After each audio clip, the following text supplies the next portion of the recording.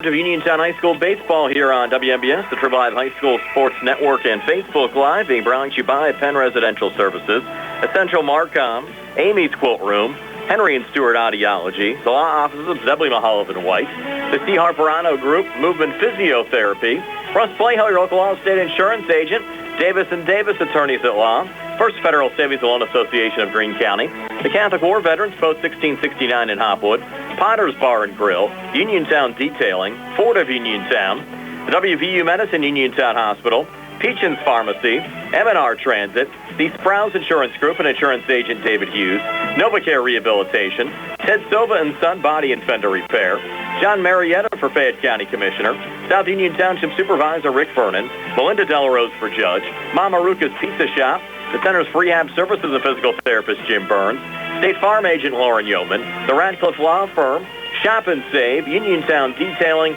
Jimmy Johns and attorneys Bobby Gordon, Shane Gannon, and Tim Witt at Watson Mundorf LLP. Now stay tuned for the Sprouse Insurance Group pregame show here on WMBS, the Triple I High School Sports Network, and Facebook Live. From Landman Field here at Laurel Highlands High School, the high school baseball regular season conference slate wraps up this afternoon as the Laurel Highlands Mustangs, 6-8 overall, 5-4 in conference play, host the 8-7 Uniontown Red Raiders, who are also 5-4 in the conference. Brian Morozak alongside Tony Hanola. Nick Barczyk's behind the camera on our Facebook Live video feed. He's going to join us for the middle innings this afternoon. And Bill Madden back inside our WVU Medicine Uniontown Hospital studios. Our pregame show, as always, being brought to you by the Sprouse Insurance Group and insurance agent David Hughes. They'll get you ready for the game. They're located at 217 West Main Street in Uniontown. Phone 724-437-9812 for the Sprouse Insurance Group. Our live video stream this afternoon, courtesy of Maruca's Pizza Shop and Shop and Save on Walnut Hill in Uniontown. And also a special thank you to our Uniontown baseball sponsors as well all season. Penn Residential, Essential Marcom, Amy's Quilt Room, and Jackson Farms Dairy Store. And Tony Hanola, last night the Laurel Highlands Mustangs defeated the Uniontown Red Raiders 11-3 in a marathon game that ended shortly before 11 p.m. It was a marathon game, Brian. We listened to it yesterday on the way back, and thing of it was just too many walks, hit batsmen, just one of those games where they just couldn't get it to go. And hopefully today Tate Musco can do something here for the Red Raiders and keep them in the game. Both schools have clinched playoff berths, but plenty on the line as far as playoff positioning. You look at the conference standings right now. Greater Latrobe has clinched the conference. They're 9-1, but you have a three-way tie for second place. Uniontown, Ringgold, and Laurel Highlands all sitting at 5-4. The Rams have one game to make up against Albert Gallatin. Of course, Uniontown and Laurel Highlands playing here this afternoon. I think that's really huge, Tony, for playoff seeding come next Friday. Well, and you got to wonder, too, like how long has it been since this game has been this important for both of these teams, really, to come down to playoff seeding and getting in and really deciding where they're going to play? I mean, it's a big game, and, you know, it means a lot, especially with the crosstown rivalry. Yesterday, Ringgold knocked off Albert Gallatin 10-0. Greater Latrobe played at 10 runs in the seventh inning for a 15-5 win at Bell Vernon. And, of course, Laurel Highlands an 11-3 win over Uniontown at Bailey Park. We'll talk about the history of the series between these two schools and look at the other 4A conferences when the Sprouse Insurance Group pregame show continues right after this.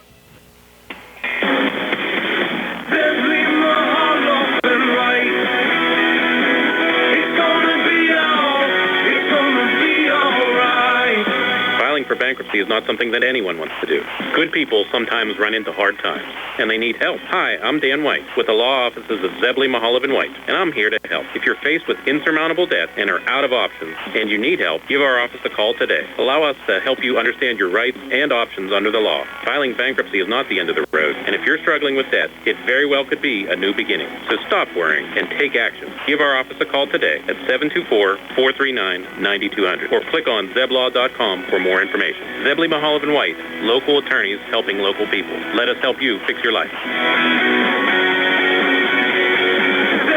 Mahalovic and White. It's gonna be all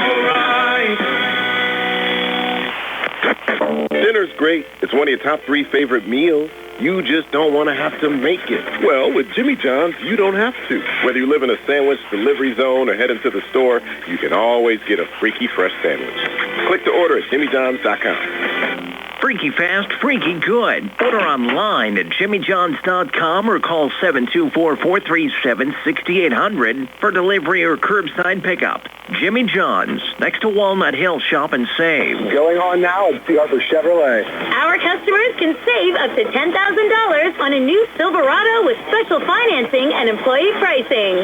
Chevrolet, find new roads. Offer is valid with purchases of 2022 and 2023 Silverado 1500 Crew Cab with 2.7-liter engine. Includes Chevrolet loyalty. Must have a 2009 Chevrolet passenger car or truck in the same household. Up to $10,000 off approved credit through GM Financial. Residency restrictions apply. While supplies last. Call dealer for all other details at 724-929-8000. Sale ends May 31st, 2023. Magisterial District Judge Nathan Henning extends his best wishes to the Laurel Highlands Mustangs and the Uniontown Red Raiders, as well as all our local teams, for a great season. District Judge Nathan Henning recognizes that a successful season requires teamwork. It's the result of the hard work of the players and the coaches, and the support of their families. Good luck to the Laurel Highlands Mustangs and the Uniontown Red Raiders from District Judge Nathan Henning. South Union Township Supervisor Rick Vernon has spent his life helping others.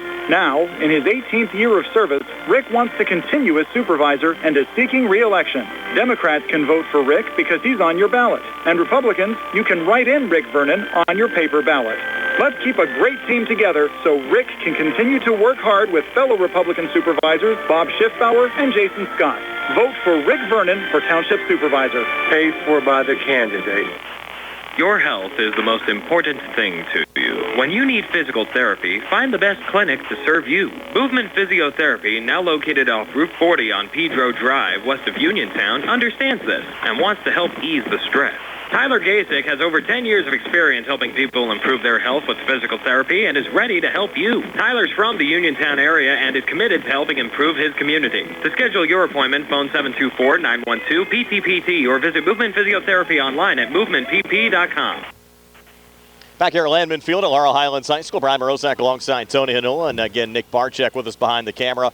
He'll join us for the 3rd, 4th, and 5th innings today, and Bill Madden back inside our WVU Medicine Uniontown Hospital studios. And Tony, it's been a while since Uniontown has knocked off Laurel Highlands in a high school baseball game. In fact, you have to go all the way back to 2017 when the Red Raiders picked up a non-conference win over the Mustangs 4-3.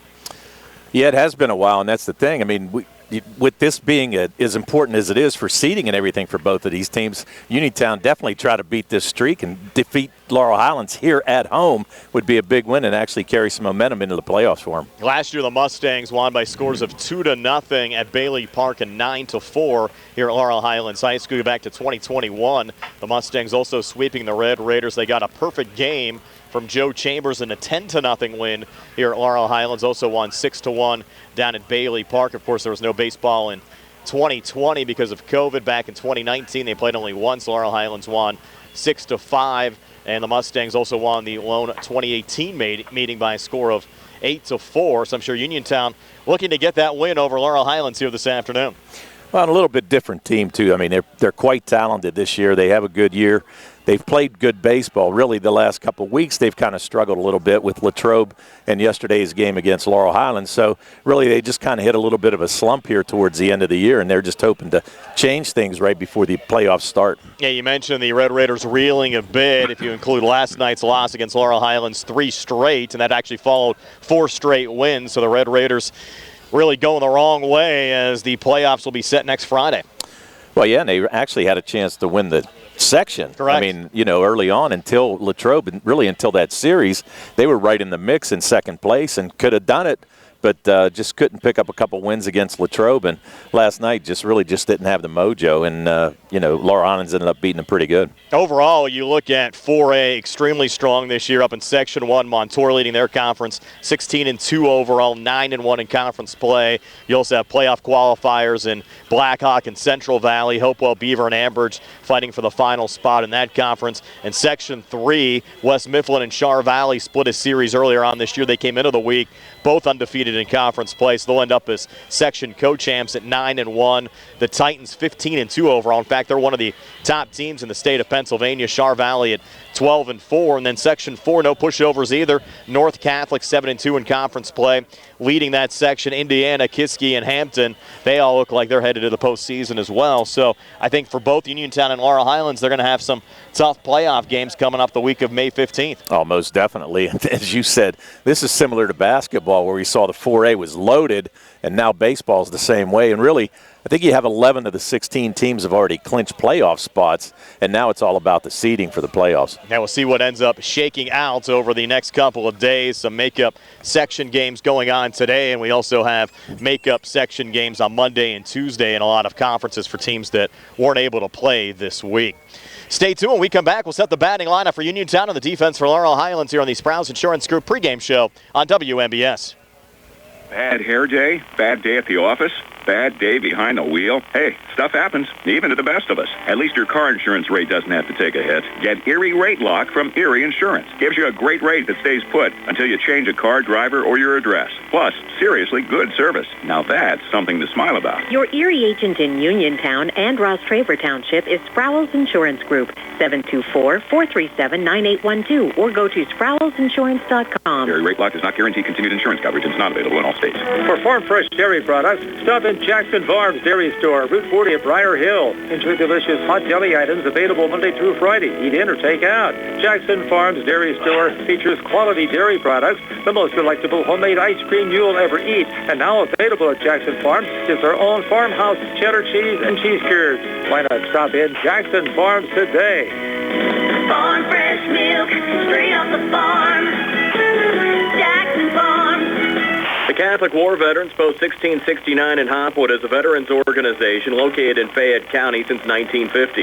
They are proud to advertise on WMBS sports programs and to contribute to the Veterans Hospital, local sports teams, and scouting organizations. Best of luck to all of our local teams from the Catholic War Veterans Post 1669 in Hopwood. Prime Rozak and Tony Hinola back here at Landman Field at Laurel Highlands High School. The Red Raiders to bat first here in the top half of the first inning. Here's Tony with our lineup. All right, leading off for the Red Raiders today will be second baseman Mason Kuhn. Batting second will be the starting pitcher today, Tate Musco. Batting in the 3 spot will be shortstop Austin Grego. Batting cleanup, first baseman Wyatt Nails. Batting fifth will be third baseman Clay Dean. In the 6th spot will be center fielder Christian Thomas. Batting 7th will be right fielder Tyler Hawk. In the 8th spot will be left fielder Cameron Jackson. And in the 9th spot will be Tanner Uphold with the DH spot, batting for catcher Jack White. Defensively for the Laurel Highlands Mustangs, let's go around the outfield left to right. It'll be Shane Layton, and left. Center field will be C.J. Gesk, and right field will be Patrick Cavanaugh. Around the horn in the infield, you got third base will be Caleb Janoski. Shortstop Ty Sankovic. Second baseman will be Frank Kula. At first today will be Braden O'Brien. Behind the dish getting the start will be Sevi Vecchiola. And on the mound will be lefty Paxton Petronas. And Tony, you look towards the playoffs coming up in about a week and a half. I think Uniontown head coach Kenny Musco is going to have some tough decisions to make as far as who's going to start that opening playoff game. Christian Thomas has struggled a little bit in his last couple of starts. Tate Musco has pitched well as of late for Uniontown. If he gets a win here today against Laurel Highlands, then Coach Kenny's going to have a difficult decision to make, I think, for that first-round playoff game. Well, and that's the thing, Brian. I mean, if somebody's struggling and you're going to get to that point, you got to go with whoever's hot. And, you're right. Christian Thomas has struggled over the last couple games, but it could be one of those things. Maybe a little arm irritation or something from throwing earlier in the year, but just don't know. But hopefully he has enough confidence and he's ready to go here for the next game for the Red Raiders. Of course, Devin Kravosky pitched well last night for Laurel Highlands. Mustangs coming back with Paxton Petronas, who's done a nice job holding down the fort as the Mustangs number 2 this season. Petronas has thrown real well, and to be honest with you, I mean, he actually was pulled from the game last time we did. Actually thought maybe Brad should have rode him a little bit longer because he wasn't throwing that bad. A couple of errors kind of derailed him there a little bit, but he's given the Mustangs great innings this year. And like I said, you got to battle against two lefties here today, Musco and Petronas, so it should be interesting. A lot of times these high school teams don't see a lot of left-handed pitching. And you really can't ask for a better afternoon for high school baseball after all the rain we had earlier on this week. Beautiful sunny skies, temperature in the low 70s, and a great way on a Saturday afternoon for the whole community to come out here and watch the Mustangs and the Red Raiders here at Landman Field. Well, and you get a nice crowd here, too. The hillside's full, and basically you've got some good crowd in the stands and everything like that, so you got a nice afternoon and got a lot of people here to enjoy this game. Umpires going over the ground rules with the captains right now. The Red Raiders decked out in the away maroons with white numbers, gray pants. Their dugout here on the near side, the Mustangs in the home whites with blue numbers and red trim, and their dugout off on the far side. Tony and I back with the first pitch. The Laurel Highlands Mustangs hosting the Uniontown Red Raiders high school baseball, another C. Harper Honor Group High School Sports Day here on WMBS and the Triple Live High School Sports Network. NovaCare Rehabilitation is now in Masontown. Using a personalized plan of care and one-on-one sessions, NovaCare gives you an advantage in rehabilitation. Dr. Haley Cruiser and our professional staff are certified to use industry-leading treatments, including LVST Big Therapy for Parkinson's disease, which increases mobility, improves balance, and decreases time necessary to complete tasks. These services supplement NovaCare's exceptional orthopedic, concussion, and vestibular dysfunction resources. For more information or to schedule an appointment, call our new Masontown office on Route 21 McClellantown Road at 724-491-5220. Attorneys Bobby Gordon, Shane Gannon, and Tim Witt at Watson Mundorf LLP wish the Laurel Highlands Mustangs and all of our local teams the best of luck this year. Watson Mundorf is a premier regional law firm whose experience and expertise empower it to not only be an advocate for its clients, but also provide them with exceptional service to exceed expectations. With offices in Uniontown and Connellsville, they are local and here to serve you. Call 724-626-8882 for attorneys Bobby Gordon, Shane Gannon, and Tim Witt. Hey everyone, I'm John Marietta and I am the Hillbilly. I'm on my way to becoming your next Fayette County Commissioner. I will stand firm on the Constitution and my faith. And like I always say, fear ain't in this house, and it won't be in the commissioner's office either. Standing up for Fayette County is my #1 priority. Pennsylvania needs good leaders. Courage is contagious, so get ready to ride. The posse is forming. A vote for me is a vote for we the people. I will always be a servant. It's time for change. It's time for we the people. Vote for John Marietta for Fayette County Commissioner. God bless you all, and God bless America. Paid for by John Marietta for we the people. We're back here at Landman Field at Laurel Highlands High School. The Red Raiders headed to the WPIAL playoffs for a second straight year.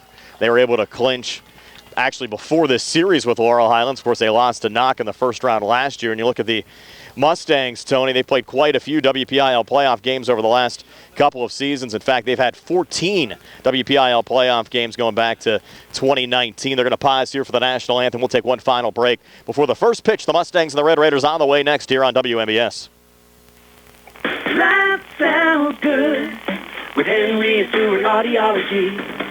Well, it's that time of year again. Christmas? No. My birthday? Absolutely not. Oh my gosh, what is it? What is it? Oh, JJ, it's Better Speech and Hearing Month. Oh yeah, Dad talks about that all the time. Yes, he does. This year, everyone can celebrate by scheduling appointments for their hearing health. I agree. Don't forget, Henry Stewart Audiology has been voted #1 for 9 years in a row in the Community Choice Awards. Probably because of our fair and honest pricing every day. No need to wait for a sale or coupon. Or maybe because we have 3 convenient locations in Uniontown, Connellsville, or Carmichael. And all you have to do is call 724-439-4380 to schedule an appointment today. That sounds good with Henry and Stewart Audiology. UPMC Centers for Rehab Services on Wayland Smith Drive offers cutting-edge physical therapy. Jim Burns and his staff are residents of the community, treating sports injuries, neurological conditions, back pain, sprains and strains, joint replacements, hand injuries, and other conditions. They treat you efficiently and safely by taking all necessary precautions while disinfecting the clinic regularly. All insurance accepted. Experienced therapists. Convenient location and hours. Part of the community. Call the office with a prescription from your doctor or schedule by direct access 724-437-7500. Nice crowd at Landman Field here at Laurel Highlands High School on this Saturday afternoon. Paxton Petronas on the hill for the Laurel Highlands Mustangs. finishing up his last couple of warm-up tosses for Paxton. His 6th appearance of the season, enters the game with a 1-0 record, 2.83 ERA. He's worked 17 and a third innings, given up 16 hits, 12 runs, 7 of them earned, struck out 17 and walked only 7 so far this season. Pretty good strikeout to walks ratio, Tony. Good strikeout to walks ratio, and actually a pretty nice ERA whenever you start looking at high school. I mean, really only giving up 7 earned runs in those 6 outings. Pretty nice job by Paxton Petronas. And he keeps the ball around the plate, not overpowering by any means, but good breaking pitches and hits his spots pretty well. So has done really a nice job here for Brad Yeoman's squad this year. I think important for Uniontown to get off to a nice start after only mustering 3 runs yesterday against Laurel Highlands. They got into an early hole and really couldn't get out of it. Well, they got into an early hole, but the thing of it is, it wasn't the Laurel Highlands bats that really helped them out early on. You know, when you start walking guys and having hit batters and things like that, you put yourself in a pretty tough spot to get out of, and really a base hit here and there, and you're scoring a couple runs at a time. So really have to be ready to go today, and hopefully if they can come out and get off to a good start and kind of get their momentum back a little bit, I think we're going to have a pretty tight game. You mentioned 2 lefties on the hill today. 2 lefties, and you rarely see that in high school. I mean, being a lefty in high school, that's really a benefit. But today we're going to see 2 of them. And really, Tate Musco has done extremely well for the Red Raiders this year as well. The last game we saw him pitch, he did a really nice job. And same thing, a little bit more power than Paxton Petronas has. But again, hitting spots and a pretty good breaking pitch by both of those pitchers. So looking forward to a pretty good game here today. So Mason Kuhn will lead things off. The Red Raiders junior second baseman, batting .282 with 10 RBIs so far this season. And he'll bat from the right side here against the lefty Petronas. And we'll get this game underway at 3:05 on a Saturday afternoon as Petronas, like he was set to go in the umpire calling time. Looks like an extra baseball was on the field. A couple of extra baseballs there behind the backstop. I think he found 3 of them. Yep. Should have just put it in his pocket, used them for the game. They look a little crusty. Yeah, might have been like some of our golf balls yesterday in the mud, right? No kidding. Might have been here for the weather all week. Well, here's Petronas now. First pitch here to Mason Kuhn. Fastball just missed a little low, 1-0. Scoreboard out there in right field. And as we said, Petronas doesn't walk a whole lot of batters, like pretty much around the plate.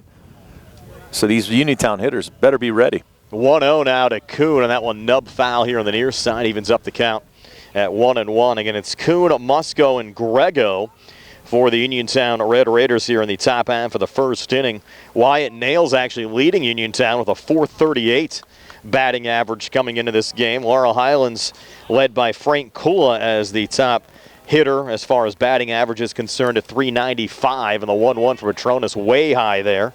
Brought down by Sevi Vecchiola, the freshman, getting the start behind the plate for Laurel Highlands today, and the count now 2-1 here from Petronas to Mason Kuhn. Yeah, a couple freshmen seeing action here today for the Mustangs. You have Noah Lyon as a freshman DHing. And the 2-1 pitch catches the strike zone at the knees, takes us to 2-2. And Lyon actually behind Kula as the Mustangs' second best hitter as far as batting average goes so far this season. He's done a nice job at the plate. He's had a nice year for sure. And looking forward to things to come here for the Mustangs as a freshman. Now the 2-2, Petronas to Kuhn. Breaking ball, line drive, glove down there by Caleb Janoski.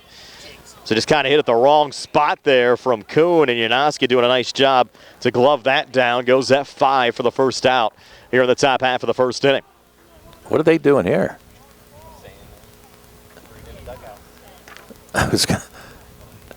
What was that about? I'm not so sure. I'm trying to figure out what's going on here. Well, you had Kuhn. Well, I thought he caught it in the air. I did too. That was a line drive going right to Janoski. What was the? How does Kuhn have second base? You got me.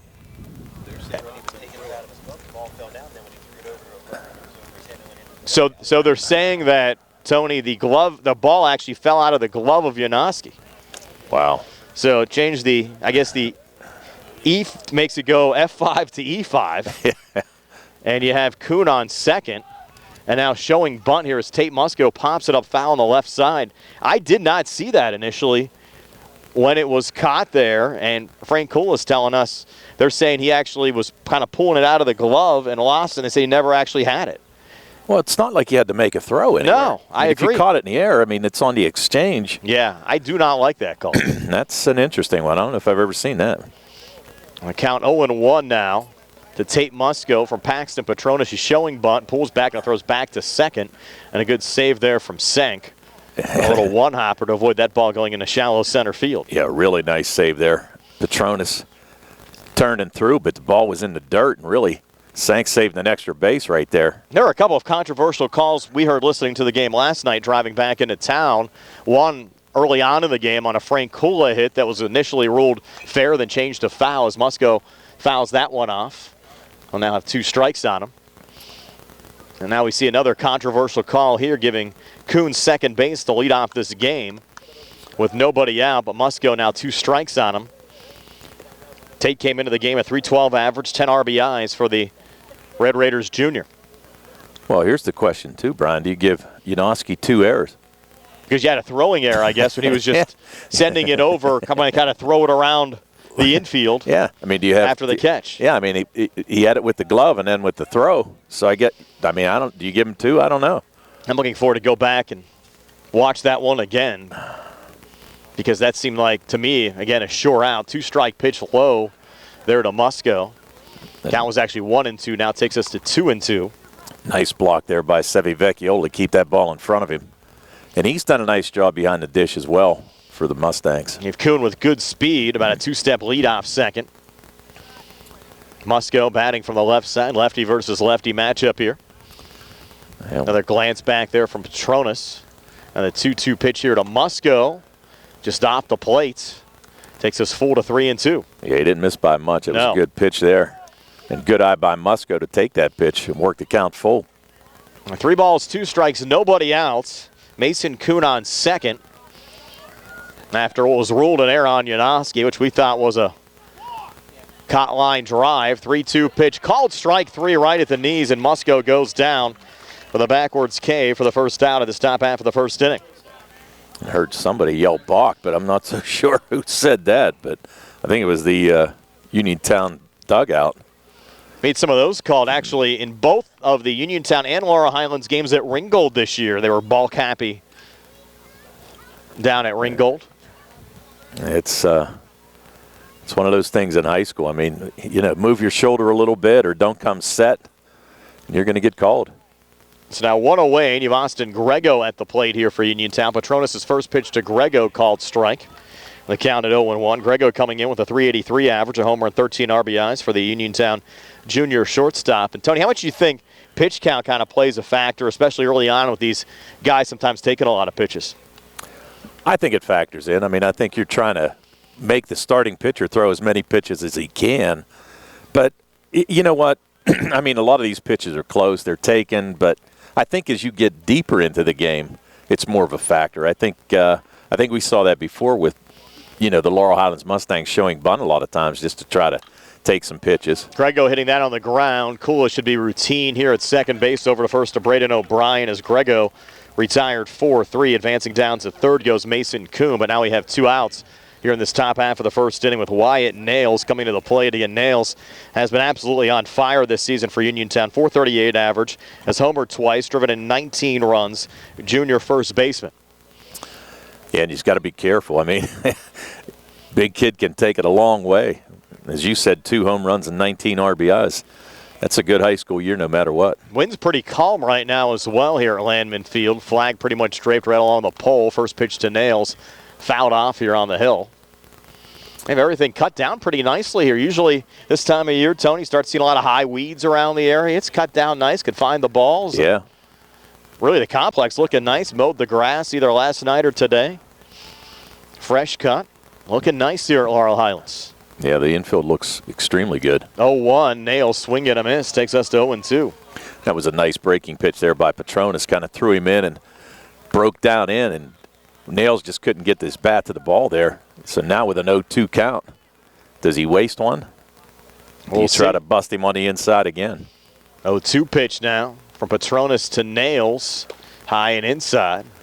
Nails had to move out of the way of that one. Takes us to 1-2. We saw plenty of batters hit by pitches last night, especially some Mustangs getting nailed, Tony.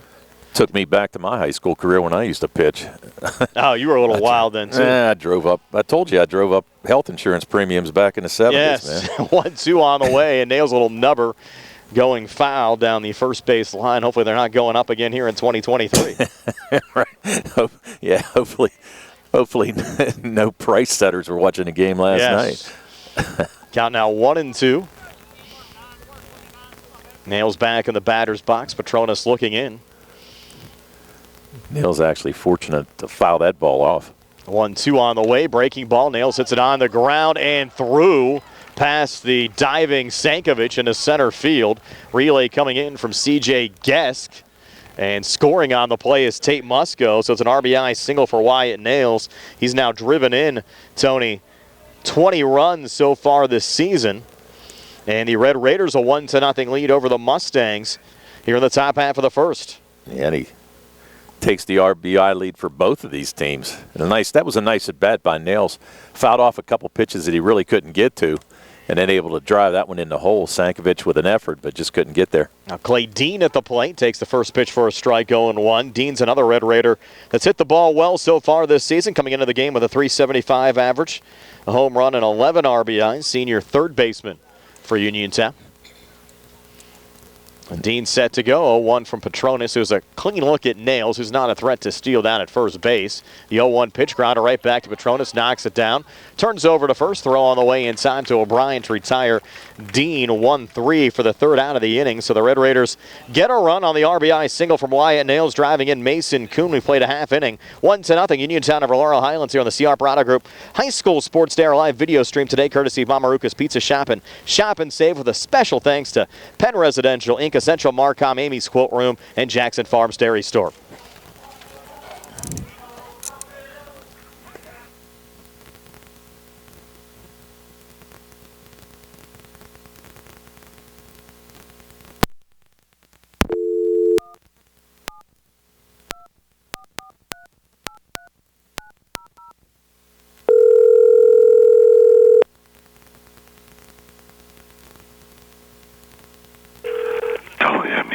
Just us calling back. Sorry, I didn't hear it drop. Okay, no problem. Like I said, yes. Just us calling back. Sorry, I didn't hear it okay. drop. Okay, no problem. Like I said.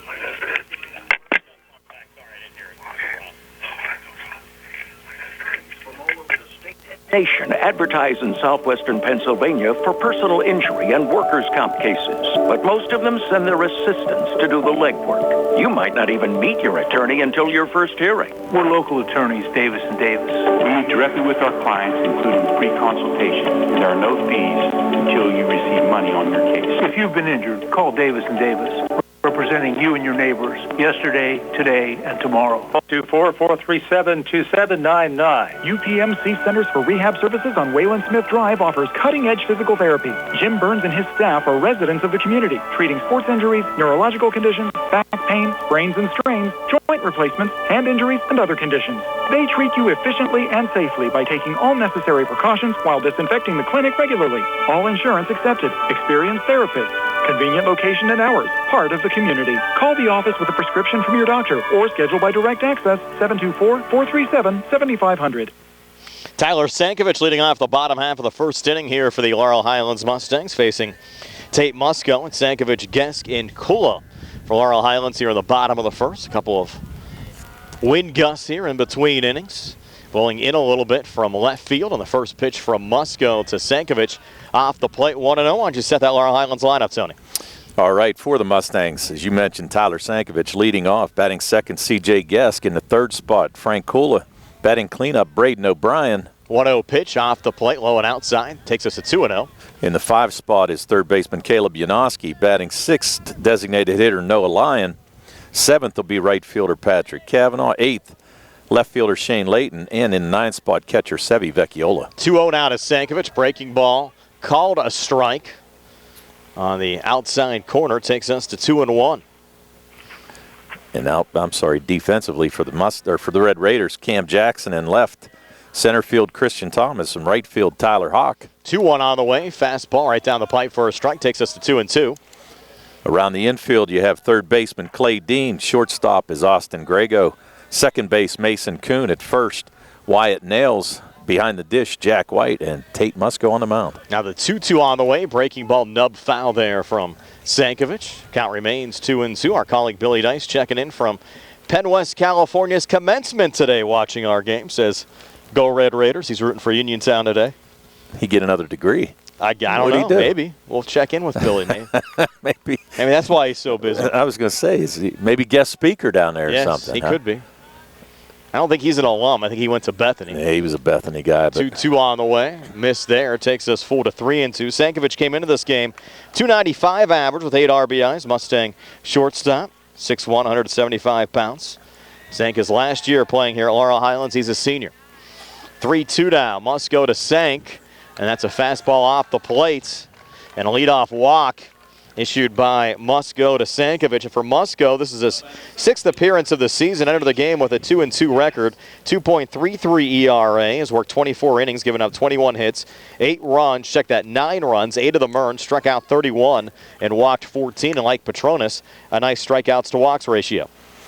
Yeah, it has good stuff. And we said, too, both of these pitchers around the plate, unusual for Tate to walk the opening batter, but now you're going to see a bunt shown. And C.J. Gesk, he wore a couple last night and wears one today. Gesk hit by a pitch, and we saw plenty of that yesterday. Mustang batters getting hit last night by Christian Thomas, and here Tate Musco plunks C.J. Gesk, and just like that, the Mustangs, who pelted out 11 runs against the Red Raiders yesterday, with 2 on and nobody out here in the bottom of the first, trailing 1-0. Yeah, and the Red Raiders most definitely don't want to get into this type of start.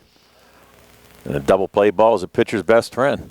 And Billy letting us know that his wife, Nicole, becomes Dr. Dice today. So congratulations. Oh, congratulations to her. The Dice family. Billy's now married to a doctor. Great. Congratulations, That's Nicole. Right. Congratulations is right. Yeah, we thought maybe he was giving commencement speech there for a minute. Yes. The famous camera operator from the local area, right? And now Frank Kula at the plate showing bunts.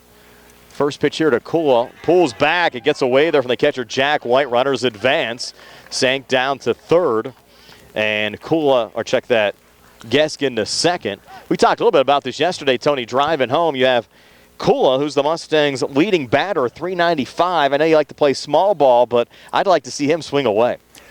To be honest with you, I don't think he had any intention to drop a bunt down there. I think it was basically just to try to block the catcher a little bit and maybe to get runners in scoring position, which he did. Yes, did just that. Now with runners on second and third, you'd have to think he's going to swing away here with a 1-0 count against the lefty Tate Musco. Well, came in batting .395, 2 home runs and 18 RBIs.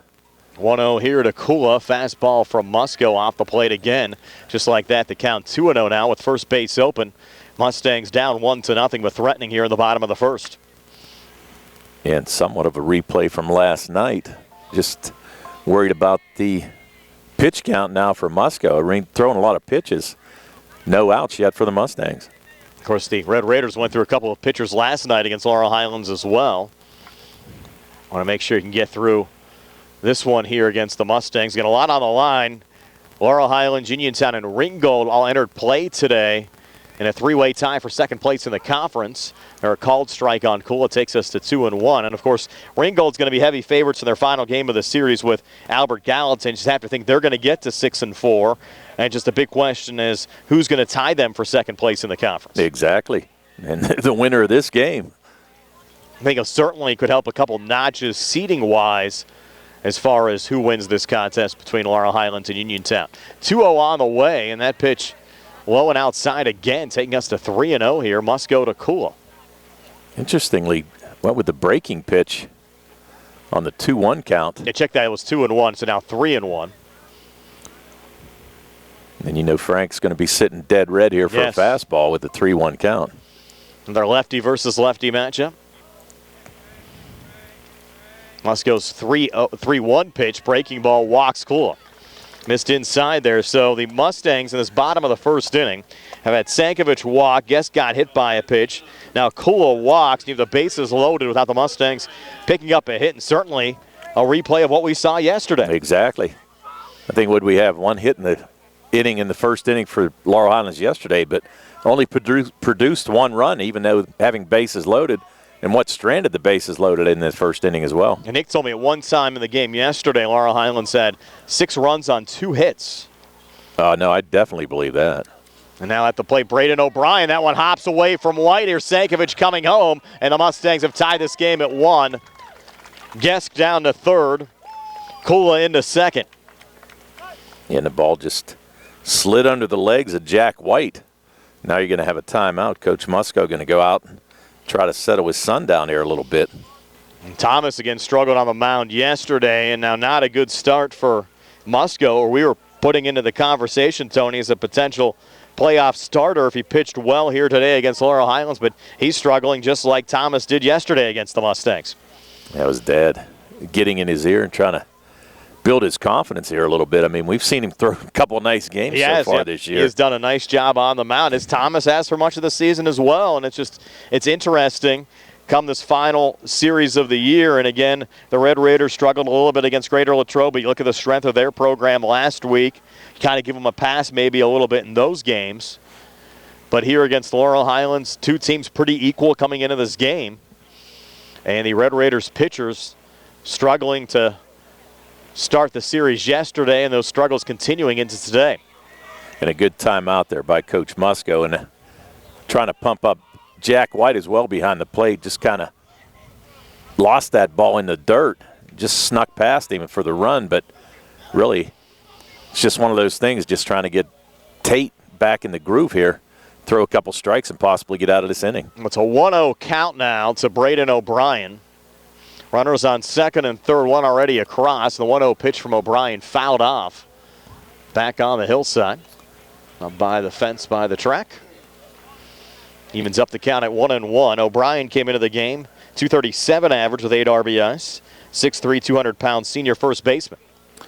You have the corners in, middle infield playing regular depth. Now the 1-1 on the way. Misses high, takes us to 2-1.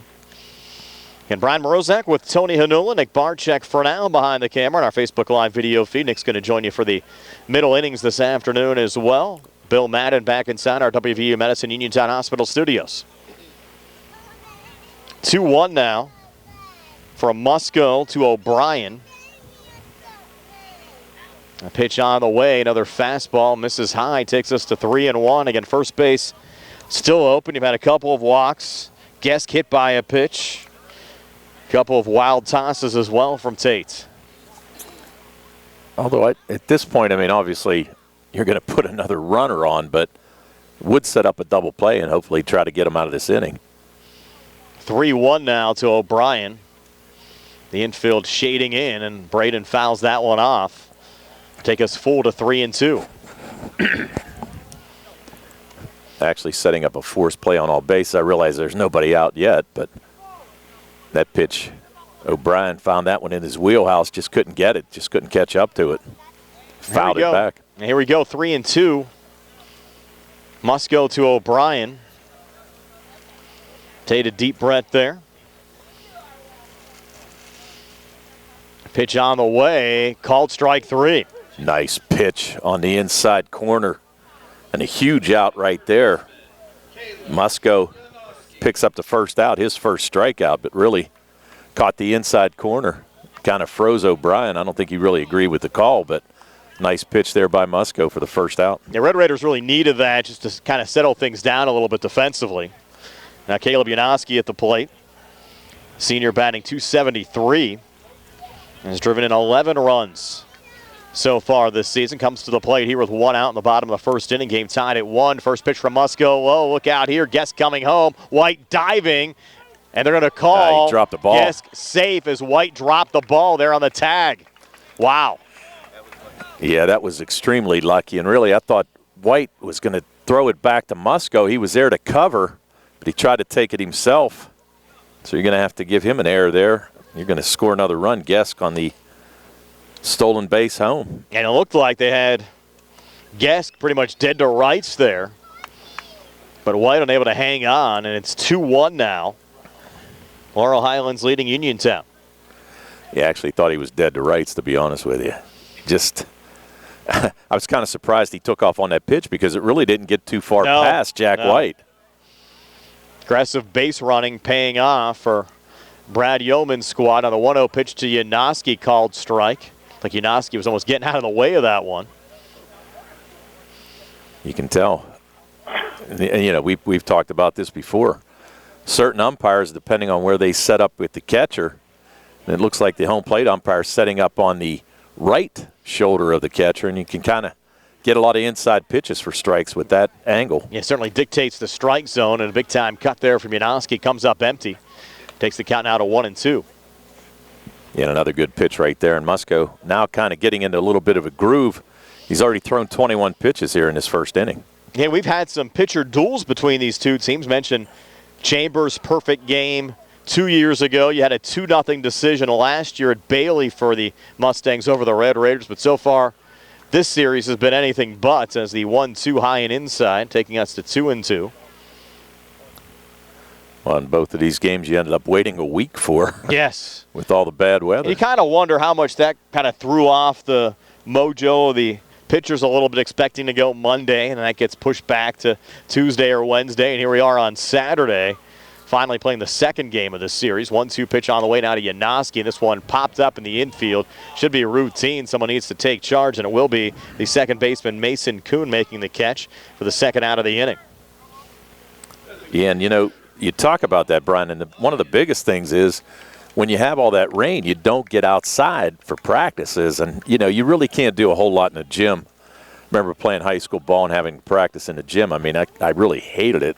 You really want to be outside, have some action out there, play it, you know, ground balls and things like that. It's pretty tough, and you're right. It probably took a little bit out of them over the last week. And Noah Lyon at the plate for the Mustangs. Takes the first pitch for a strike, 0-1. We mentioned Lyon batting .391.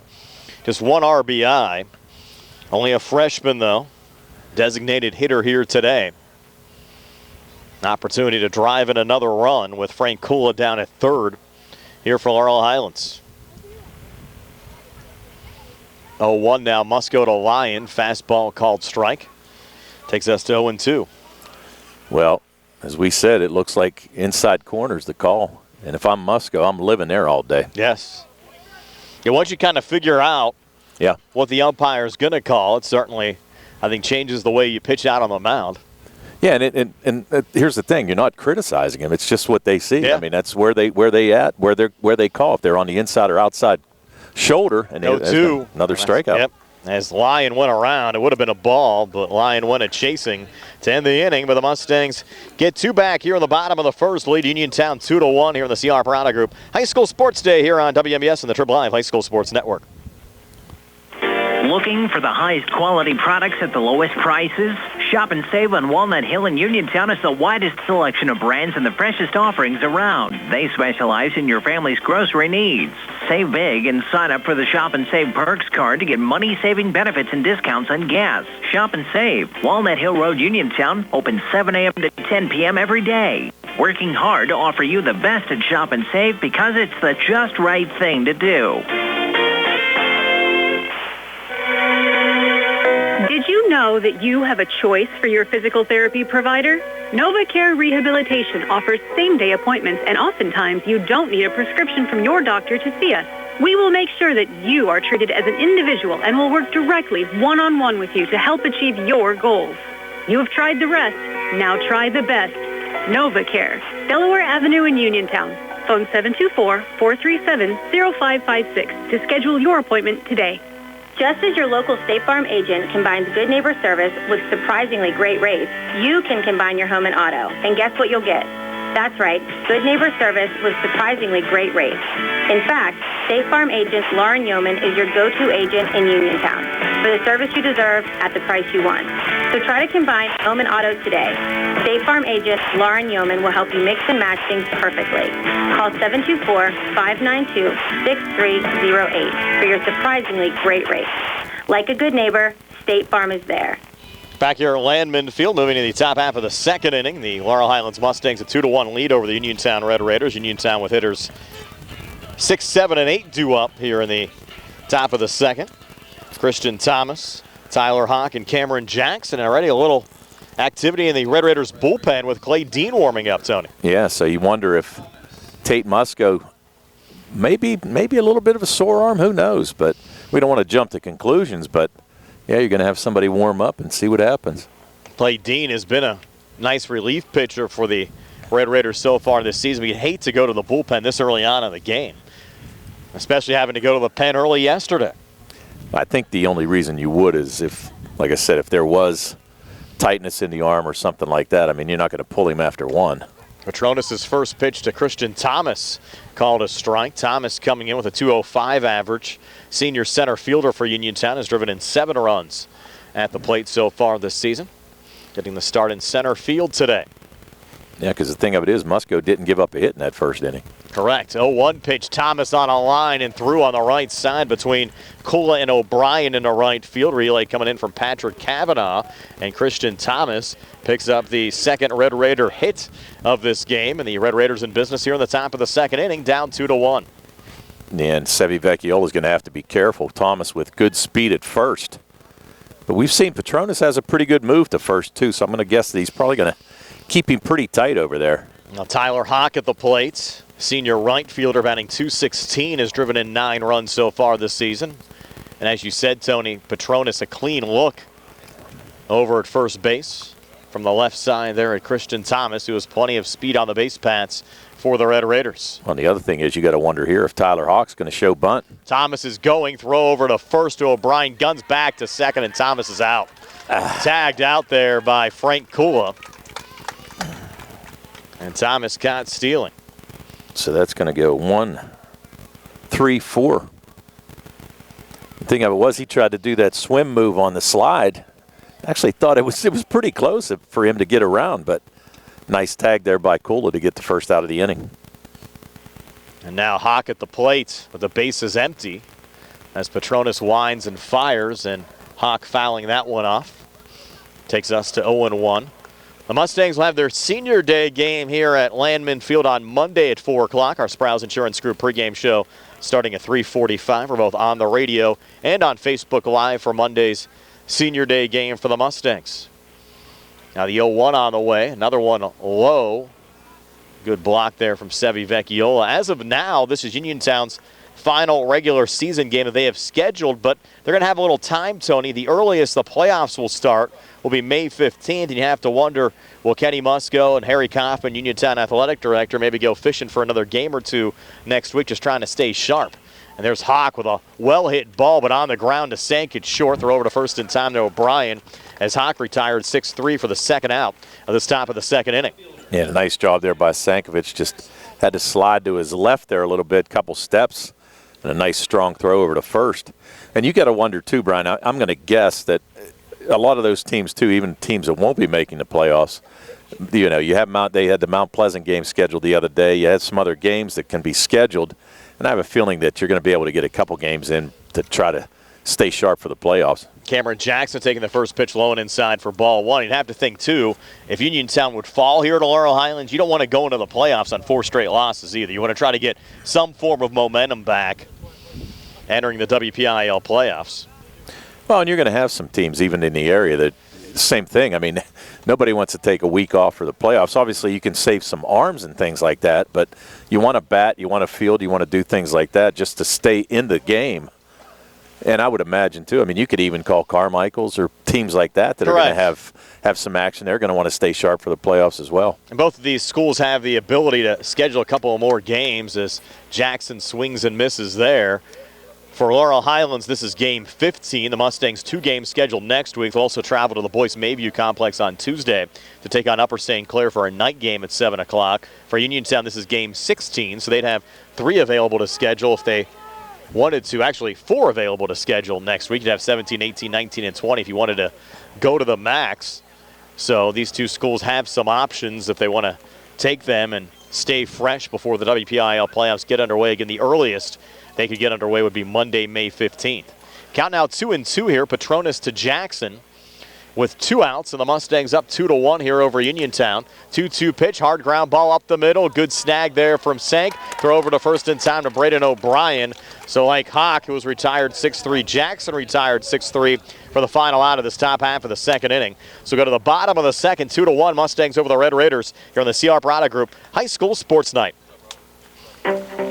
I'm attorney Bill Martin, partner at Radcliffe Law. I have experience in workplace accident cases for nearly 15 years. Going on, bud? How are you? If you've been hurt at work and are trying to navigate a workers' compensation claim, are you being treated unfairly by your employer?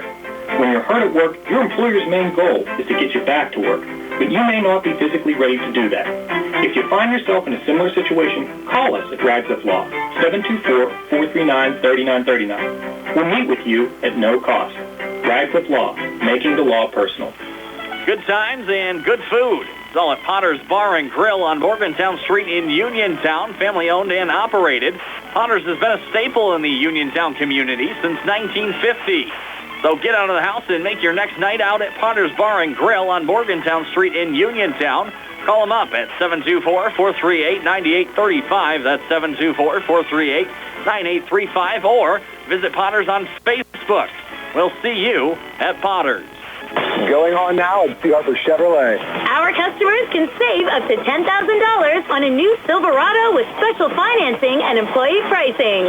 Chevrolet, find new roads. Offer is valid with purchases of 2022 and 2023 Silverado 1500 Crew Cab with 2.7-liter engine. Includes Chevrolet loyalty. Must have a 2009 Chevrolet passenger car or truck in the same household. Up to $10,000 off approved credit through GM Financial. Residency restrictions apply. While supplies last. Call dealer for all of the details at 724-929-8000. Sale ends May 31st, 2023. Moving to the bottom of the second here at Landman Field. The Laurel Highlands Mustangs a 2-1 lead over the Uniontown Red Raiders. Patrick Kavanaugh, Shane Layton, and Sevi Vecchiola due up for the Mustangs. Hitters 7, 8, and 9. We had an opportunity in between innings to chat with the Mustangs' Rodney Gallagher, who's, I think, itching to get down to West Virginia soon. So yeah, he sounded like a great career here at Laurel Highlands. You can't blame him. It's exciting times and really go into the next challenge in life. And he's going to do well down there no matter what. So Patrick Kavanaugh leading things off here for the Mustangs, 6'3", 175-pound senior. Came into this game with a 172 average and 4 RBIs. Tyler Sankovic and C.J. Guest scoring runs for the Mustangs in the bottom of the first to give them a 2-1 lead as Kavanaugh takes the first pitch for strike one from Tate Musco. Yeah, Musco came back out for the second inning, and that's a good sign. But they do have Clay Dean ready to go, if that's the point. 0-1 now to Kavanaugh, high and in tight. Evens up the count out 1-1.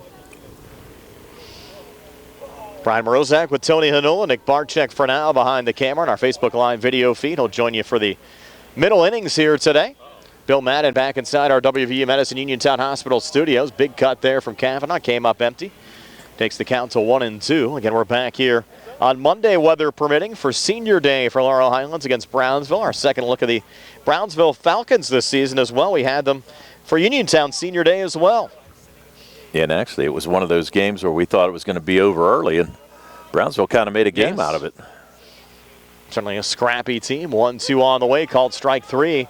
They're on Patrick Kavanaugh. So you look at Musco, Tony. He's actually bounced back nicely, retired 3 straight to end the first. O'Brien on a strikeout, Yanoski on an F4, and a strikeout recorded on Lyon, then strikes out Kavanaugh here to start the second. So starting to get into a little bit of a groove with Shane Layton coming to the plate. Yeah, and you can see that. You know, you got to that would go back to that last inning, too. I mean, you had guys on second and third, and he was pitching from the stretch. You would think that he would probably gone to the windup. Seems to throw a little bit more effectively that way, but was throwing from the stretch, and that might have been a factor as well. First pitch to Layton got away from Musco, count 1-0. Layton coming into the game with a 167 average. Mustang junior left fielder. 1-0 pitch, missed that time low. 2-0 now from Musco to Layton. We're situated behind actually down the third base line here today, outside, enjoying the weather on this fine Saturday afternoon. Gives us a better vantage point, Tony. Clear look at the scoreboard out in right field as well. And another one getting away from Musco, taking us to 3-0. Yeah, we kind of like this spot here. I do. I like it too. Underneath the 10, I have to thank Laurel Highlands head coach Brad Yeoman supplying us the 10 here today. Actually, a little bit easier for the camera guy, too. I agree. I mean, because you really don't get much of the right field or even home plate whenever you're up in that press box. And a 4-pitch walk now issued to Shane Layton. We kind of put the eyes on Tate Musco a little bit there. It's just as he was settling down, a 4-pitch walk issued to Shane, and now a runner on with 1 out here in the bottom of the second inning. That's the third walk issued by Tate Musco to go along with C.J. Guest being hit by the pitch. Now at the plate, Sevi Vecchiola coming in with a 267 average. As Tony said, one of 2 Mustang freshmen in the lineup here today, showing bunt pulls back. They're going to call that a strike, saying it went off of Vecchiola's bat as he tried to pull back from showing bunts. No, I think they're just calling it a strike, but it just went off of White's glove. White's glove, okay, I got you. Yeah, I thought they were initially saying there it went off of Vecchiola's glove, but you're right. They're going to award second base there to Layton. Yeah, because they're not going to make Layton go back. No, correct. I actually thought it was off his bat as well. Just the way it deflected from our angle. Yeah. Here at Laurel Highlands. I was going to say, you got to imagine he's going to show it again. He pulls back and swings around and sends it up the middle into center field. Here's Layton rounding third as the center fielder Thomas had a little trouble with it, and Layton will score the third run of the game for the Mustangs, who now lead it 3-1. So an RBI single for Sevi Vecchiola, his third ribby of the year. A nice job there, showing bunt, able to pull the bat back and smack that ball right up the middle for the base hit, pick up the RBI. So the Mustangs now, and that was their first hit of the game. Correct. Went through 9 batters, scored 3 runs already, and only have 1 hit. Now you have 3 runs on 1 hit for the Mustangs. Again, yesterday it was 6 runs on 2 hits. Right. At one juncture of that game, and that 11-3 win they had over the Red Raiders. Now Musco, clean look over at first, will deliver here. First pitch called strike to Tyler Sankovic, who walked and scored a run for the Mustangs back in the first inning. Came in with a .295 average and 8 RBI so far this season. Mustangs senior shortstop. Yeah, Blaze Krisner is a courtesy runner for the catcher Vecchiola on first. Krisner, good speed off that first base bag. Wind picking up again a bit. And Musco also with a nice move to first. We've seen him pick a couple runners off in a couple games we've done. Sank back in the batter's box. Shows bunt, pulls back. Pitch a called strike. Throw down to second, and Krisner with a stolen base. Good job by Blaze to keep that arm on the bag. And he's into second. And the Mustangs another runner in scoring position with 1 out, leading 3-1 in this bottom of the second inning. And now Sank be swinging away here, no doubt. Count 0-2.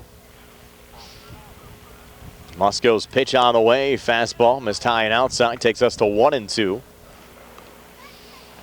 Krisner calling timeout. Little equipment malfunction. Yeah. They got a little extra dirt in that shoe on that slide in the second. Yeah. Actually, a couple sand pebbles in there or something. I felt that way yesterday, Tony, and all the bunkers I was in. We stopped to play golf on the way back from Harrisburg. That's what people asked me a couple weeks ago. I went to Myrtle Beach to play. They said, "You see the beach?" I said, "I just saw the sand on the course." Hey, you brought some of that sand back with you, I think, in your bag yesterday, too. Yeah, it was one of those things. I had a little bit in there. Reminder, just a reminder. Count now 1-2. Musco to Sankovic, another one high. Evens it up, and now at 2-2 with Krisner on second. A run already across here in the bottom of the second inning. Mustangs leading at 3-1. First game of a baseball doubleheader here on WMBS today. We'll have Pirates baseball on the air tonight. I believe a 6:35 start with the Blue Jays as the Pirates try to snap a 5-game losing streak. Yeah, they were hot early as well. 2-2 on the way. That one in tight there to Sank. 3-2. Yeah, and you can hate to see the bottom starting to fall out a little bit, Tone, for the Pirates here first week in May. Ah, Brian, come on, buddy. Don't be that way. Just point out, I mean, they were playing really well early on. You know what? I mean, you got a long season, man. You got 162. You're counting them out already. Come on. I didn't count them out. Didn't count them out. Yeah, but you are. 3-2 now on the way to Sank. Well hit ball here, deep to left center field. Look out. Thomas going back, and what a catch from Christian Thomas. Was on his horse here on Derby Day and made the catch out in center field for the second out of the inning. That's nice. Derby Day into that. But to tell you what, Christian Thomas with a great catch. I didn't think he got a good jump on that ball, but he showed a lot of speed to get back there and robbed Sank of extra bases. Beautiful catch by Christian Thomas. And now 2 away, and C.J. Guest at the plates. Krisner had to hustle to get back to second base. Yeah, he was halfway. I mean, he played it right, but really, Thomas, great catch. First pitch here to Guest, breaking ball called strike. And you look at that catch from Thomas, we could be talking about that, Tony, in the later innings today. If the Red Raiders can get the bats going. Easily saved a run, maybe more. You don't know how the inning's going to shake out. Exactly. But that was a blast there from Sank. If you had the wind blowing out, that ball could have got out of Landman Field here today. Yeah, kind of blowing in a little bit here. We can feel it on top of the hill, but still able to jump on that and just show a lot of speed. Yes. I really thought it was going to get over his head. That one missing there from C.J. Guest. We talk all the time about speed on the base paths, but especially a center fielder. If you can have a center fielder with a lot of speed. Oh, killer. Yes. That's what you need. And Gesk on a 2-game hitting streak, all in the back. Yes, not the kind of hitting streak you want. He'll chop this one to second. Kuhn is there, should be routine. Little flip over to first in time to Wyatt Nails to retire. Gesk 4-3 for the final out of this bottom half of the second inning. 3-1 Mustangs over the Red Raiders. I'm going to step aside for a few. Nick Barczyk will bring you the middle innings when we come back here on the CR Product Group High School Sports Day. NovaCare Rehabilitation is now in Masontown. Using a personalized plan of care and one-on-one sessions, NovaCare gives you an advantage in rehabilitation. Dr. Haley Cruiser and our professional staff are certified to use industry-leading treatments, including LVST Big Therapy for Parkinson's disease, which increases mobility, improves balance, and decreases time necessary to complete tasks. These services supplement NovaCare's exceptional orthopedic, concussion, and vestibular dysfunction resources. For more information or to schedule an appointment, call our new Masontown office on Route 21 McClellantown Road at 724-491-5220. Does your car sound like it's saying, "Trade me in, trade me in," every time you start it up? Well, go to Ford of Uniontown and trade it in. That's right, your Uniontown Ford dealer is ready to assist you with a new or pre-owned car, truck, or SUV purchase. Ford of Uniontown has all the deals, all the inventory, and they are ready to deal. It has never been a better time to buy a Ford. Service is their top priority. No matter where you purchase your Ford car or truck, Ford of Uniontown will be happy to service it for you. They offer Ford-trained technicians, Ford-certified parts and service, 1-year, 12,000-mile parts warranties, and new state-of-the-art service equipment. Call or stop in today to see the hometown service of Ford of Uniontown, Route 40 West across from Applebee's. So listen to your car the next time you hear it say, "Trade me in, trade me in." Ford of Uniontown, Route 40 at the top of the hill. Going on now at Sea Harbor Chevy East in New Alexandria. We're back here. High school baseball here as Uphold lines a single into right field as we begin the top half of the third inning. Mustangs leading the Red Raiders 3-1. Nick Barczyk and the award winner Tony Hanula. And Brian Morozak, the award winner on the camera, Bill Madden. Back in our WVU Medicine Uniontown Hospital studios. First pitch swinging there and Uphold as a single to right, Tony. I figured you'd be hoarse by today after last night, man. Does not take much. No, you had to carry that game by yourself. Brian and I were feeling bad for you last night, buddy. A long game. It beats working. A lot of fun last night as the Mustangs won 11-3. Now the Red Raiders look for revenge here at Tom Landman Field on a beautiful Saturday afternoon in May. Top of the order, Mason Kuhn is batting, the second baseman. He reached on a 2-base error in the first. Not a very big lead over there by Uphold, but Petronas is going to go over after him. And he does, and he's back safely. Petronas, I have him for 29 pitches so far in the first 2 innings. Obviously unofficial. He's given up the 1 run. Runner off for first, nobody out, top of the Uniontown lineup here. As Petronas works, he looks in, kicks in, comes home, and that's a strike. Yeah, the inside corner. Paxton needs to work that as well. And the Red Raiders now trailing 3-1, but looking to get something happening here in this top of the third inning. Especially after last night. Demoralizing loss there, losing by 8, and they did have the lead early in that game, and right now only a 2-run deficit, another throw over, and O'Brien holding on the runner. Are you going to call it? You going to call that disengaging, like they do in the pros? That's right. I will. Huh? That's a disengagement. Disengagement. Yes. Petronas is ready to go. The left-hander looks, checks on the runner at first, and that one is low and in, but a strike as it must have caught the strike zone there to Kuhn. He's not happy about it. No, I don't think he's happy about it at all, actually. Kind of looked down at Coach Kenny Musco at third base with a little distraught on his face. Not happy about that. No. 2 strikes on the batters. The lefty's ready to go again. Looks over at the runner Uphold, who led off the inning with a single. That one's on the dirt. Stopped by Vecchiola. And a nice block there again by Vecchiola to keep it in front of him. Not give up the extra base to Tanner Uphold. Again, the runner out for first. A slight breeze here. Beautiful day for baseball as Petronas is ready for his 1-2 to Kuhn. Throws over. And back safely is Uphold. And a big hole on the right side of the infield. If Kuhn can shoot one the other way. Frankie Kula shaded towards second base. And with O'Brien holding the runner at first, ball get through easily. 2-strike offering is not upcoming. Another throw over by Petronas. Keeping Uphold honest at first. 3-1 LH here in the third. Some practice cuts for Kuhn. Trying to be the table setter for the Red Raiders here out of the leadoff spot. Musco on deck. As you mentioned, Kuhn got on the first time up on that error by Janoski. The runner's going, and this one is lined into left. Foul ball. And going back to first will be Uphold. He had a beat on second base, but has to go back, and still 2 strikes on Uphold, or make that on Kuhn. And just a little out front of that pitch, that breaking pitch, slow off-speed pitch, and Kuhn just a little out front of it. Pulls it foul down the third baseline. Coach Musco giving some signals. Can't imagine they're going to have Uphold run right now. I wouldn't think so either.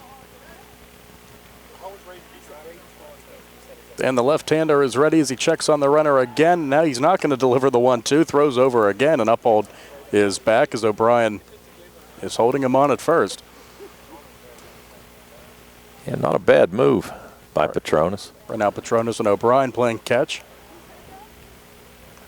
Kuhn getting restless in that batter's box. He steps in as the Red Raiders in their maroons trimmed with white. The Mustangs in their whites trimmed with red and blue. For those of you on the radio side, the 2-strike offering. Runner is going, but it's fouled off, and back to first will go Uphold. Yep. Coach Musco probably heard us and said, "Oh, I'll send him just to make sure, the guy doesn't look like make sure he doesn't look like he knows what he's talking about." Might be able to hear us down there coaching third. Probably. Thanks for joining us today on WMBS Facebook Live and the Trib Live High School Sports Network. High school baseball winding down the regular season. Playoff pairings to be unveiled Friday, and we have Bucko baseball for you tonight as this one is in the air to right center, and with the beat on that is Kavanaugh. He's going to make the play. So a fly out to right center, and Kuhn is down. Back to first as Uphold one away, 3-1 in the third. Nice job by Kavanaugh there to fight the wind and make a nice catch. And Kuhn with a pretty good at-bat there, fouled off a couple pitches, just couldn't shoot that ball. Did go to the right side, but just got it in the air, and Kavanaugh able to make the play. So now here's Tate Musco, struck out his first time up. Absolutely, Musco is in. He's on the mound today for the Red Raiders. Lefty on the mound, lefty in the batter's box, and looks to get on base for the first time in this one. And again, Petronas going to try to keep Uphold tight. Keeping him honest. Then he'll throw over again. Goes back in standing up. Looking to get that runner in a scoring position any way they can. 2-run deficit in the third. LH up 3-1. Winning last night 11-3. And again scoring a lot of their runs early in that game at 1.6 runs on just 2 hits. So this one is nubbed right side. Coming in is Kula at second. Runner to second, and the play at first out. Kula to O'Brien for 3. Runner to second, 2 away. Nice job by Kula to charge that ball. I actually thought it was going to kind of fall in no man's land there, but Frank Kula with a nice play and beat Musco maybe by a half a step. Indeed. Seen some good defense in this one, and 2 away. Now the batter is Austin Grego, the shortstop who pitched a little bit last night, and he grounded out in the first, looking for his first trip to the bases today. Runner in scoring position for the Red Raiders. 3-1 Laurel Highlands in the third. And so far through these 2 2/3, only one fly ball, and that one caught by Kavanaugh. Everything else ground out. That's right. So Petronas keeping everything low. 1-0. That one missed low. No, he called it a strike. That's a ball, yeah. It's hard to tell sometimes. Yeah. So it's 1-0. That one was a bit low to Grego with the cleanup hitter, if need be. Wyatt Nails on deck. Petronas ready. Keeping the runner now at second, Honest and Uphold, and this one is roped into center, and that's going to get down for a base hit, 2-out hit. Winding third and heading for home as Uphold. He slides in safely on his belly, and the Red Raiders have a run. It's 3-2. So Grego picks up his 14th RBI. Indeed, that's an RBI 2-out single to center for Grego. And Uphold with a nice job.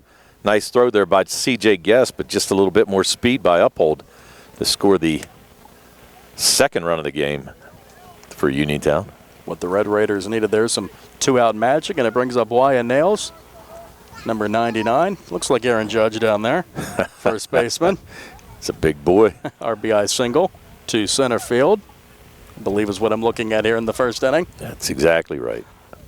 Brian and I do not score games the same at all, but we're learning each other's methods here. Probably can't read his writing anyway. That's all right. Hey, he's an award winner. He can score a game however he wants. And he must be right, because he does have the award. He said he was going to do it in Braille for you, but he didn't have the time. Spanish. Latin. Pig Latin. Oh, please. I just write bigger. Which I heard somewhere that's a sign of a mental disorder if you write big, so I'm certainly qualified for that, Tony. A little activity down in the Mustang bullpen. Back to baseball, down to our right here, down the right field line. The Mustangs are warming up. Clay Dean was warming up earlier for the Uniontown. Looks like Noah Lyon warming up for the Mustangs. So this one's inside the Nails, but a called strike. He got out of the way of that one, but still a strike. That's what we said. The ump likes that inside corner. He does. Maybe he has dinner reservations tonight. Wants to watch Derby. Absolutely. It's only 2.5 minutes, so. Yeah. It's after easy to miss. 4 hours of coverage. Oh, well, got to get the sponsors, and we know about that. Petronas delivers, cut and a miss by Nails, and that's the inning, but the Red Raiders do get a run. And we have a run on 2 hits, no errors, and 1 left. As we move along to the bottom of the third inning, it's Laurel Highlands 3, Uniontown 2. Gorgeous day for high school baseball. See our Parada Group High School Sports Day on WMBS Facebook Live and on the Trib Live High School Sports Network.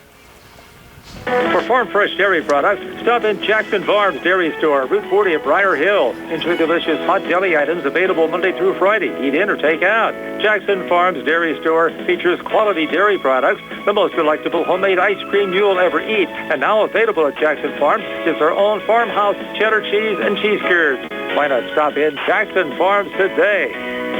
Farm fresh milk, straight off the farm. Jackson Farms. Going on now at Sea Harbor Chevy East in New Alexandria. Our customers can save up to $10,000 on a new Silverado with special financing and employee pricing. Chevrolet, find new roads. Offer is valid with purchases of 2022 and 2023 Silverado 1500 crew cab with 2.7-liter engine. Includes Chevrolet loyalty. Must have a 2009 Chevrolet passenger car or truck in the same household. Up to $10,000 off approved credit through GM Financial. Residency restrictions apply. While supplies last. Call dealer for all other details at 724-668-2231. Sale ends May 31st, 2023. I'm Melinda Delarose. As an assistant district attorney, I've protected Fayette County families and fought to uphold our constitutional rights. As a prosecutor and trusted local attorney, I've provided victims of crime with a strong voice and put criminals behind bars. My pledge to you as judge is to follow the law, always maintain the highest ethical standards, and to run a courtroom that's respectful of your time and tax dollars. I'm Melinda Delarose, asking for your vote for judge. Paid for by friends of Melinda Delarose. High school baseball here on WMBS and on the Trib Live High School Sports Network as the breeze now blows in here at LH and Tom Landman Field. It's the Mustangs leading the Red Raiders, Laurel Highlands 3, Uniontown 2. In the bottom of the third inning, Nick Barczyk, along with Tony Hanula, Brian Morozak, and Bill Madden in our WMBS studios, WVU Medicine Uniontown Hospital Studios. Bottom of the third inning as the Mustangs look to add on and sweep this 2-game set. And the left-hander Musco will deliver to the left-hand batting Frank Kula, and that's outside ball 1. Kula walked in the first. Second baseman batting .395 entering this game. And 2 home runs, 18 RBIs. For Indeed. The Rhode Island recruit. There you go, Rhode Island. It's lovely up there. Never been, but you're going to play some cold weather baseball. Absolutely. Smallest state in the Union, I believe, still. Maybe Delaware. I think it's Rhode Island. We'll look into that. You didn't miss that day. You were there. You're right. I didn't pay much attention. 2-0, low 3-0. And Kula's ahead. O'Brien, the cleanup batter, is on deck. The meat of the Mustang orders. They look to add on here up a run on their crosstown rivals. As the southpaw kicks and delivers, looks to get a strike here, and he will, taking on all the way is Kula, 3-1.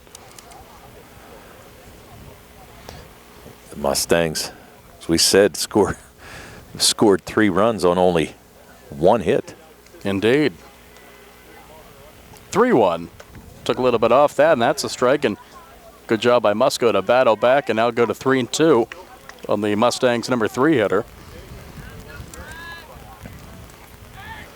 Payoff offering.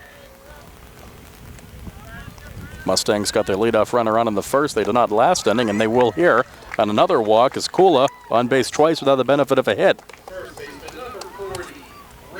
Brings up Braden O'Brien, the senior. First baseman number 40, right-hand batter, struck out looking in the first.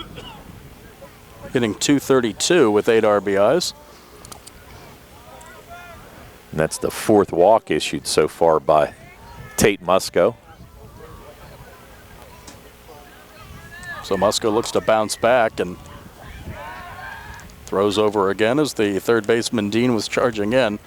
Dean was warming up, may see him on the mound sooner rather than later. He's on the infield grass. I've got Musco again unofficially. This will be his 50th pitch. And he does deliver that 50th offering. The runner is going, throw down. It's a good one, but sliding in safely with a stolen base is Kula. And the Mustangs have a runner at second with nobody out. Stolen base for Frank, and O'Brien now has a man at second to work with in the batter's box. Count at 1-0. Yeah, pretty nice jump there by Kula. Stole second base easily. Yeah, White had a decent throw down, but great jump. The battery of Musco and White for Uniontown.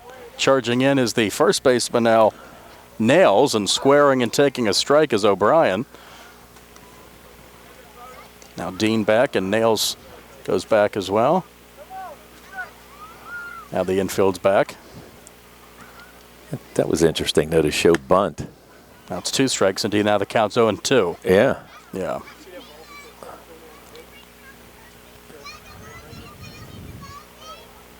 Left-hander delivers, and the fastball's fouled off up on the hillside. Souvenir. Young man getting that one. Oh, to be young, Tony. I was nervous going down the hill trying to get the lineups earlier. I don't want to do a face plant, and especially with a camera on me. I'm glad it was Brian you would going zoom in down. on that one. I'm glad it was you going down and not me. Throw to second, back safely on his stomach is Kula. Taking that throw was the shortstop, Grego. Yeah, Tate Musco trying to catch Kula sleeping there a little bit. Catching him napping. Great day to do it. And beautiful weather after all the nasty weather we have this week. Might have some thunderstorms Monday, but should be good for the rest of today. Runner at second, nobody out. LH up 3-2 in the third. Left-hander delivers, and taking that in the back is O'Brien. Another black and blue mark for the Mustangs. Another hit batter. It's first and second. Nobody out. Yeah, so that's the second hit batter. Been a major issue for the Red Raiders the last few days. So now men on first and second. Big spot nobody for out. Janoski, yes. Yeah. Caleb with 11 RBIs this year. He popped out to second baseman Mason Kuhn his first time at bat. He is a senior, 273 the average. Though from what I understand, batting averages are outdated now from all the CMATs tell me, but we'll still use them. That's interesting. I've heard that. OPS is the new thing maybe, but I'm not smart enough to calculate that. Getting that bunt down as Musco down on his backside to get, and that's going to be a single. Bunting is Janoski. He's going to reach without a throw. As Musco went down to get that one, can't even get a throw off, and the bases are loaded with Red Raiders. or make that with Mustangs, excuse me, as the Red Raiders now in a hole. Bases loaded for LH and nobody out for Noah Lyon, the freshman. Well, nice bunt there by Janoski to draw that down the third base line, because he knew the third baseman had to be staying back to cover in case Frank Kula tried to take off. So nice job there by Janoski, and really, unfortunately for Musco, just couldn't plant the spikes and went down on the turf. So now the bases juiced for LH, who already lead by a run, 3-2 in the third. Still nobody out, a walk, a hit batter, stolen base and a single. And Noah Lyon is the DH, struck out swinging in the first. Kula's at third, O'Brien at second, Janoski at first after the bunt single. And the lefty faces the righty. Yeah, infield in on the corners. Yes. Yeah, Dean and Nails are in. This one is into left center over the glove of Grego. It's short for a base hit, and that's an RBI for Lyon. Coming home is Kula, and the Mustangs lead 4-2 in the third. Yeah, nice piece of hitting right there. Lyon able to catch up to that high pitch, shoot it into center field, actually into left field. Cam Jackson, though, with a nice job getting that ball in quickly to save another run from trying to score. And again, the bases are loaded with nobody out. Starting to feel like last night, though, not nearly as many hit batters, but 2 singles in the inning, a hit batter and a walk. Bases juice, nobody out for Patrick Kavanaugh. The right fielder struck out looking in the second. Looks to join the on-base party for LHE squares. Charging in is basically the whole infield, and that's ball one. Kavanaugh at 172 on the year, looks to boost that average and extend this lead. O'Brien at third. Janoski at second, Lyon at first. See, now I would think middle I would corners in. Yep. Yeah, I would think I would let Musco pitch from the windup. That one's low and in for a ball. 2-0. Don't want to walk or hit a man in. Easiest RBI in the world, and Kavanaugh will take it, but Musco looking to get out of this jam here.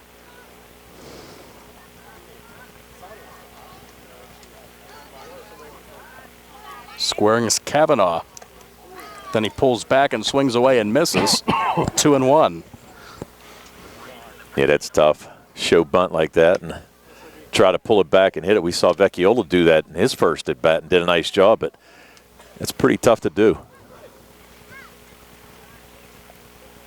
LH looking to break this wide open here, looking to their number 7 hitter to keep it going, and it's fouled off for the second strike. 2-2 now to Kavanaugh. Pretty calm fans right there. I mean, those fans were pretty calm. I mean, the ready. ball's coming right at them. They're veterans. They're used to it. Never even moved. No, I'd be scurrying out of the way, probably yelling like a little girl. We're allowed to say that now. Who knows? Brad Yeoman, Coach Yeoman, talking with his batter Kavanaugh here as he has a big opportunity to bust this open. LH up 4-2 in the third. Bases loaded with nobody out.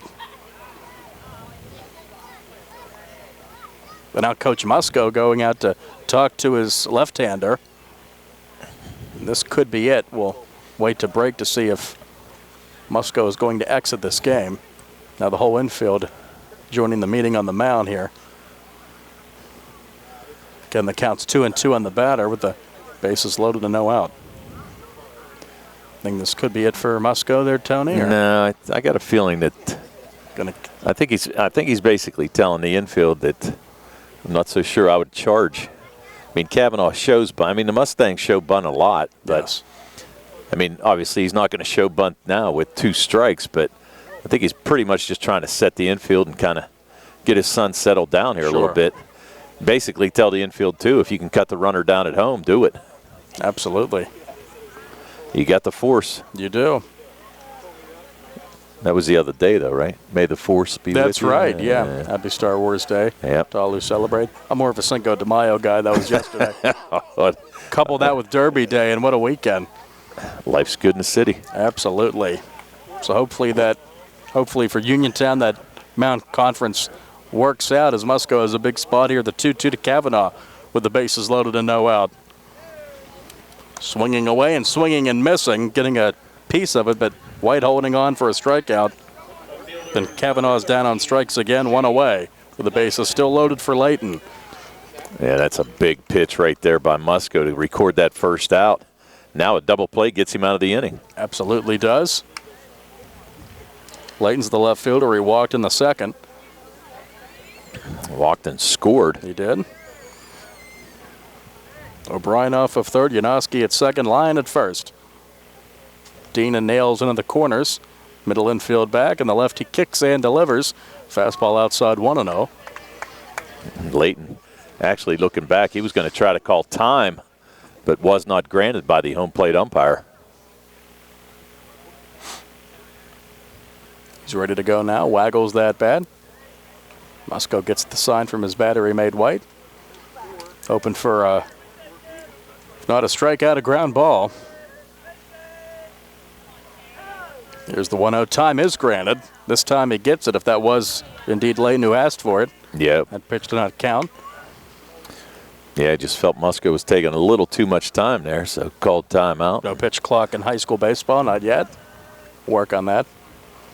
I know it's different when you do a high school game after watching the pros all the time. Those major league games fly by. That's beautiful. The drive to PNC longer than the game now. Not quite, but we're getting there. Charging in is Dean. He's now right across from Musco on the mound, and that's a strike. Yeah, the Mustangs show a lot of bunt. They do, small ball. Don't. Why not? The bottom of your order's up. Get on base and score runs any way you can. Layton, the number 8 hitter, number 9, Vecchiola on deck.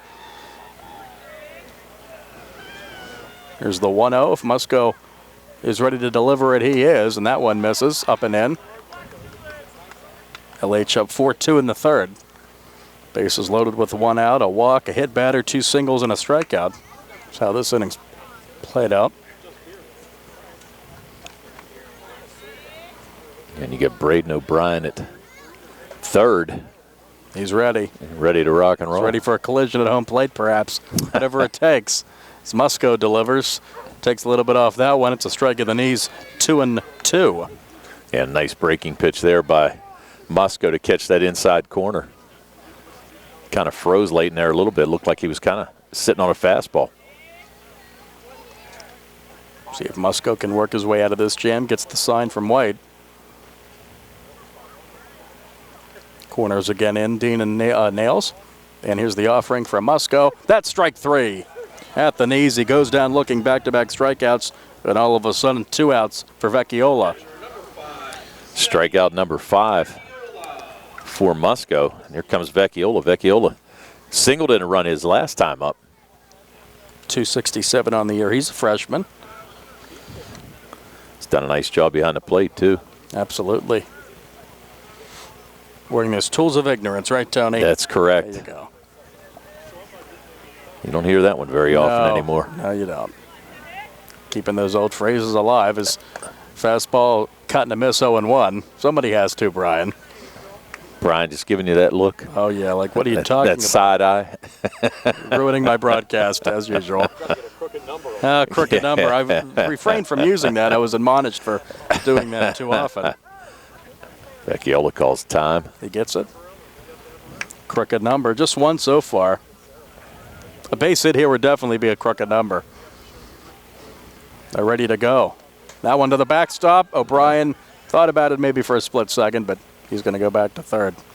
Not a lot of room but this backstop here at Laurel Highlands. So if you're going to try to score at home, you better make sure that either the ball kicks away or you definitely can do it. Better be flying, yeah. Yeah.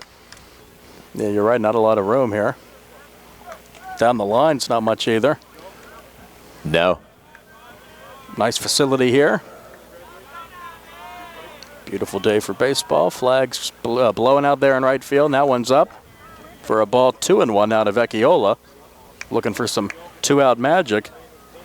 A run home so far for LH in the inning, up 4-2 in the bottom of the third. 7th batter in the inning for the Mustangs. Yeah, they sent 11 to the plate in the second, and I believe they batted around again later in the game. It all jumbled together there at the end last night. They won by 8, 11-3. Off speed in the dirt. White keeps it off the backstop. And now it's 3-1, and Musco in danger of walking in a run. Interesting pitch there. Musco trying to throw the changeup on a 2-1 count. Now Vecchiola ahead in the count, looking for a fastball here. See what he gets. Bases loaded, 2 are out. The 3-1 cut and a miss, and now it's payoff time here at 3-2. Well, as Brian would say on Derby Day, the runners will all be on their horses. That's right. They're off to the races. The full count. Throw over there to Nails, and back to first is Lyon. I thought that was actually a balk. I mean, yeah, you got to make sure that the fielder's at the bag. Interesting. We saw a missed balk earlier this week in the Pirates-Rays game. The umpiring left a lot to be desired in that series. Oh, yeah. And the runner's going, and that misses for ball 4. A run comes home, an RBI walk for Vecchiola. It's 5-2 LH. Easiest RBI you can get. When I was playing, that's the only ones I got, as O'Brien scores the second run of the inning. And Coach Musco will come out to talk to his son here and maybe settle him down and maybe give up the baseball. He will, and that's it. Musco is done. He goes 2 2/3, giving up 5 runs. It's 5-2 LH in the third. We'll be back in a bit. CR Parada Group High School Sports Day, new pitcher for Uniontown. Back in a few minutes here on WMBS Facebook Live and on the Trib Live High School Sports Network. Life sounds good with Henry and Stewart Audiology. Well, it's that time of year again. Christmas? No. My birthday? Absolutely not. Oh my gosh, what is it? What is it? What's that? JJ, it's Better Speech and Hearing Month. Oh, okay. Oh yeah, Dad talks about that all the time. Yes, he does.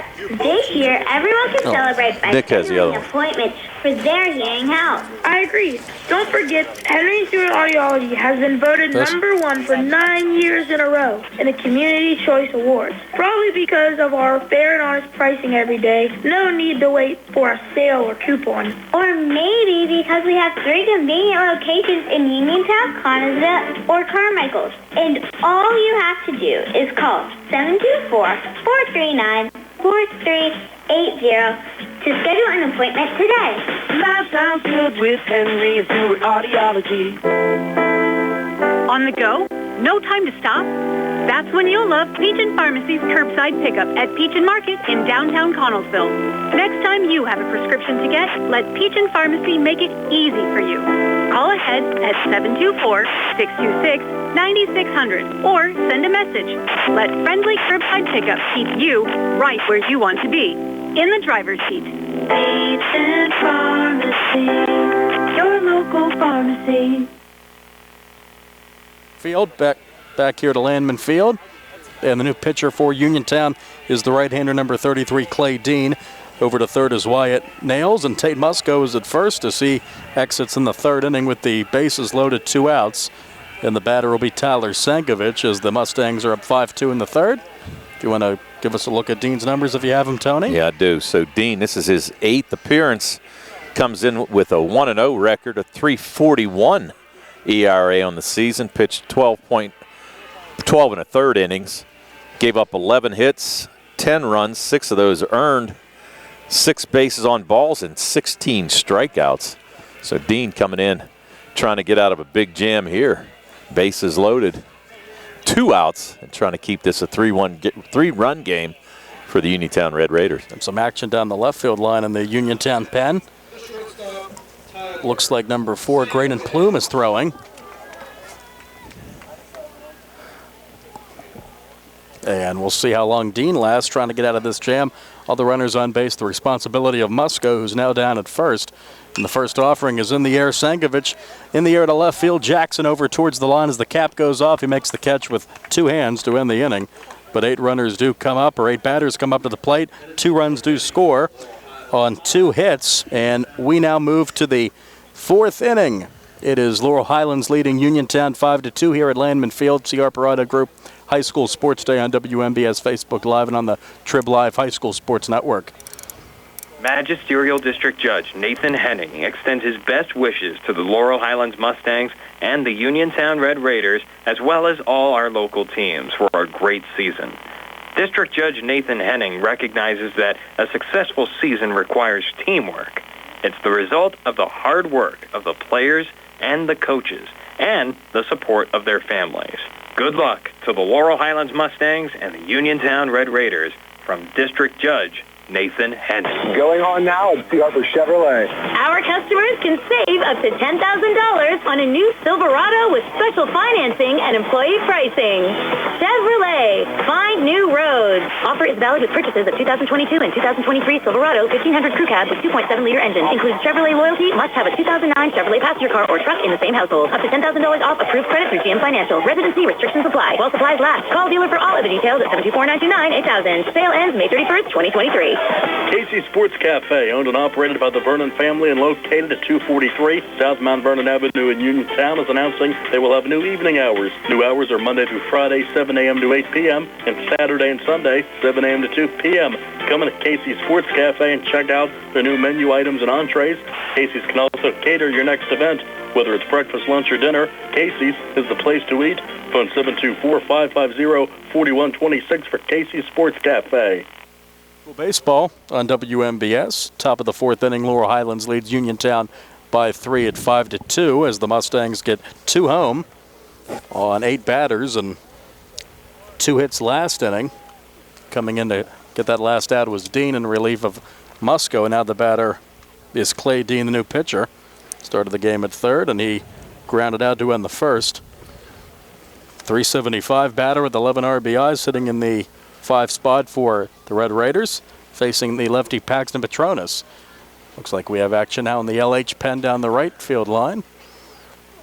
First pitch of the innings, swing and a miss, 0-1. Yeah, Noah Lyon again warming up in the Mustang bullpen. You had Mason Plume warming up in the Uniontown bullpen. Lyon, the right-handed freshman, throwing some fastballs down the right field line, and this one's on the ground, left side of the shortstop, and on to first for the out. Play made there by Sankovic. 6-3, 1 away. Dean's down. He's 0 for 2. And it brings up the center fielder, Christian Thomas. Senior was on the mound last night. He singled to right field in the second. Singled to right field, then got picked off leaning as Petronas made a nice move over to the first. 1 out, nobody on. The lefty delivers in the dirt, 1-0. Christian, as we said before, going to Embry-Riddle University. Embry-Riddle? Yeah, wants to be a pilot. How about that? Spell that? That's what I said. It's beyond my pay grade. Oh, my goodness. I couldn't get in there. I know that. Where is that located? Florida. Florida. Around the Daytona area. Florida. Daytona. He'll be at the 500 in February. Brian's jealous of that. Loves it down there. Not anymore. More of an IndyCar guy. He's more of an IndyCar guy. All right. NASCAR's beneath him. I just go down by Manor Lanes and watch people fly up and down the bypass. That's dark car racing. That's free. That's good enough. Free ticket. There you go, buddy. Oh, my. Get out and sit in the Manor Lane parking lot, take a 6-pack, and go watch the traffic. It's the same as watching the races, man. The 1-1's fouled off. So we get back to baseball. Some semblance of it. Oh, my goodness. Saturday afternoon with Tony on WMBS. Yeah, there you go. Saturday night with Tony would be even more interesting. It might get there. Might get there. See you tonight after the Pirate game. This one's on the ground again to Sankovic, who's making the play over at short. Made it look easy there. Good play and good throw, 6-3. 2 away as Thomas is down. He is 1 for 2.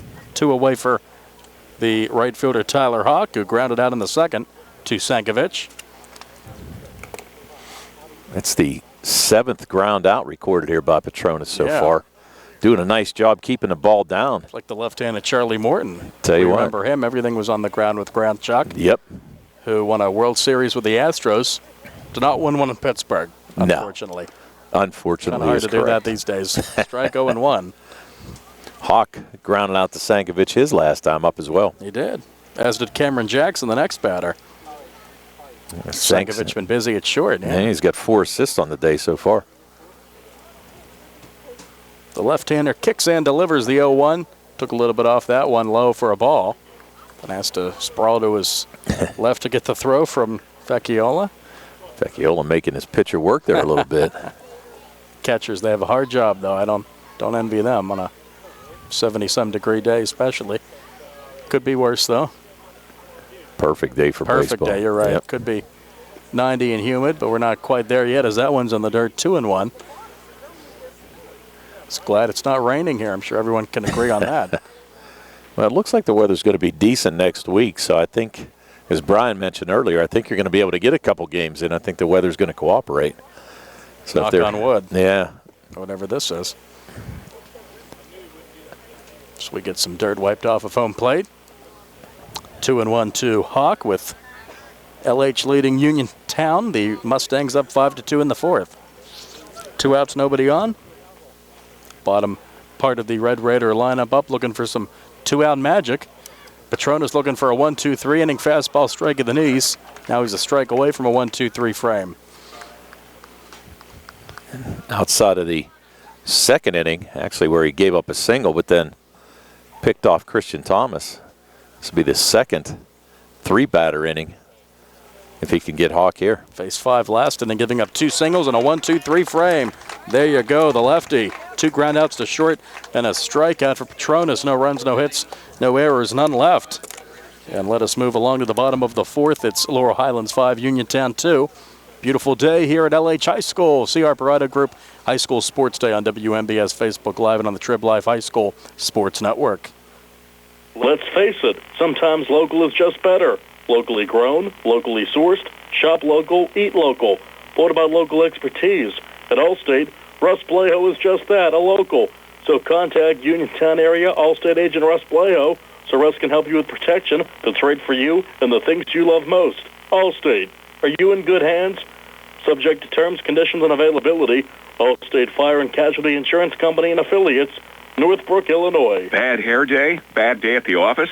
Bad day behind the wheel? Hey, stuff happens, even to the best of us. At least your car insurance rate doesn't have to take a hit. Get Erie Rate Lock from Erie Insurance. Gives you a great rate that stays put until you change a car, driver, or your address. Plus, seriously good service. Now that's something to smile about. Your Erie agent in Uniontown and Ross Traver Township is Sprowls Insurance Group, 724-437-9812, or go to sprowlsinsurance.com. Erie Rate Lock does not guarantee continued insurance coverage and is not available in all states. Pizza, beer, atmosphere. It's all at Mom Maruca's Pizza, located on Barton Mill Road in Uniontown. Mom Maruca's is your prime spot to enjoy local high school sports. Family owned and operated, the Sampson family carries on the tradition of homemade pizza, salads, wings, and the best Italian hoagie and homemade bruschetta in town. Mom Maruca's is open Monday through Saturday from 4 to 10 for indoor and outdoor dining and takeout. Don't forget Mom's catering services for your next party or gathering. Call 724-438-9066 or visit mommarucapizza.com for their menu and live music schedule.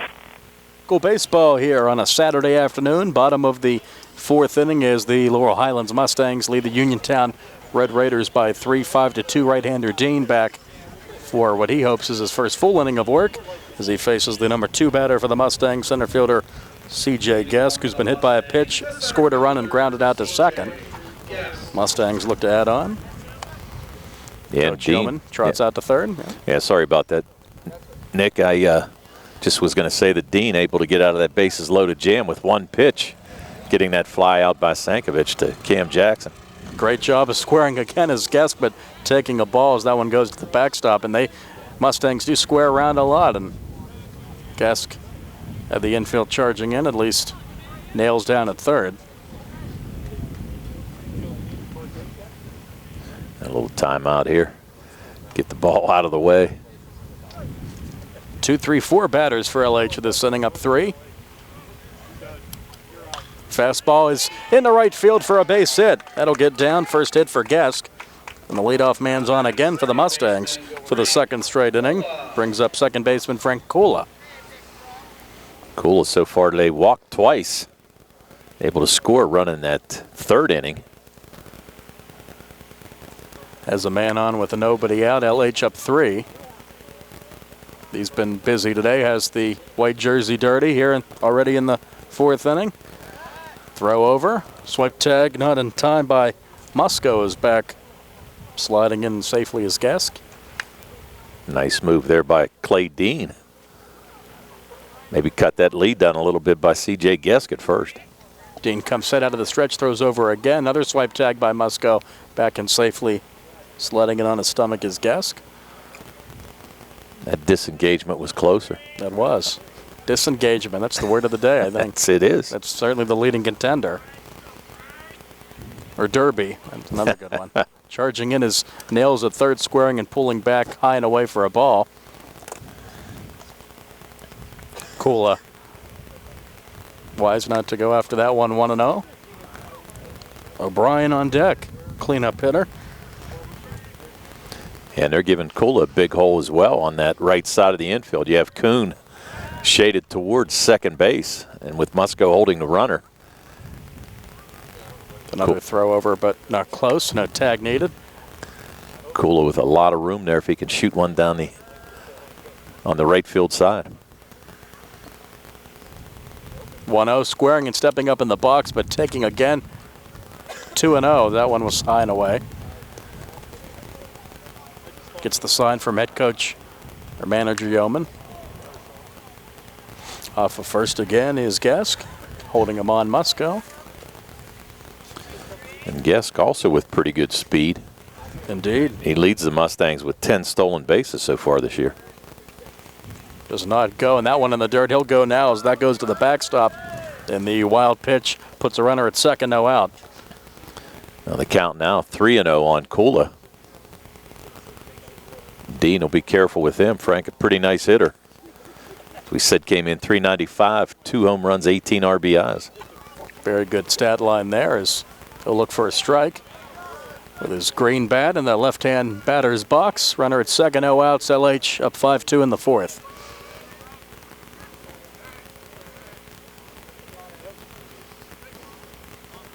.3-0 from Dean. Fastball, the knees 3-1. Taking all the way was Kula. Guess with the little lead off of second. Yeah, not very much. Not very much. And Grego at short off the bag. Everyone else at their normal position on the infield. Kula gets the sign from Mr. Yeoman, ready to go for the 3-1. Dean here in relief. Down 3 in the fourth, squaring and taking a strike. Now the count's full with 3-2, right at the knees. Interesting. Showing bunt, but let him swing away. I would agree. Definitely will here. See who wins this battle here as Dean checks on the runner. And that's strike 3. Pitch low in the zone, but that one found the strike zone to Kula as he strikes out looking. A backwards K, one away. That's the first strikeout by Clay Dean. Dean's now gone 2/3 of an inning, giving up a hit. Runner at second, one away for Braden O'Brien. Struck out looking, hit by a pitch, and scored in the third. Dean's first offering is a fastball to O'Brien, ball 1. See what the cleanup hitter can do with that .232 average. The senior with 8 runs batted in. Looking for a gapper here.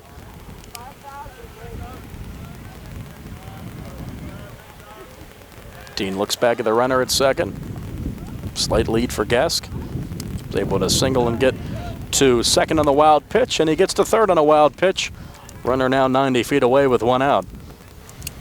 Count goes to 2-0, 1-0. I think. 2-0, yeah, that's right. As did Cameron Jackson, the next batter. Sankovic been busy at short. Yeah, he's got 4 assists on the day so far. The left-hander kicks and delivers the 0-1. Took a little bit off that one, low for a ball. And has to sprawl to his left to get the throw from Vecchiola. Vecchiola making his pitcher work there a little bit. Catchers, they have a hard job, though. I don't envy them on a 70-some degree day, especially. Could be worse, though. Perfect day for baseball. Perfect day, you're right. Yep. Could be 90 and humid, but we're not quite there yet as that one's in the dirt, 2-1. It's glad it's not raining here. I'm sure everyone can agree on that. Well, it looks like the weather's going to be decent next week, so I think, as Brian mentioned earlier, I think you're going to be able to get a couple games in. I think the weather's going to cooperate. So knock on wood. Yeah. Whatever this is. So we get some dirt wiped off of home plate.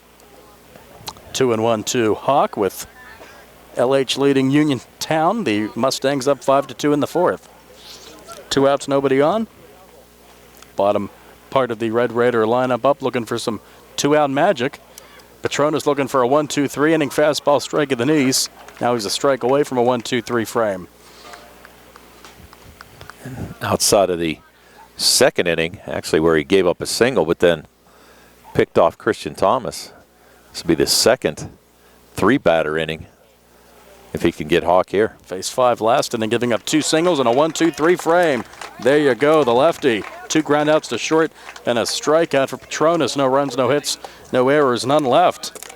And let us move along to the bottom of the fourth. It's Laurel Highlands 5, Uniontown 2. Beautiful day here at LH High School. See our Parada Group High School Sports Day on WMBS Facebook Live and on the Trib Live High School Sports Network. Let's face it, sometimes local is just better. Locally grown, locally sourced, shop local, eat local. What about local expertise? At Allstate, Russ Blejo is just that, a local.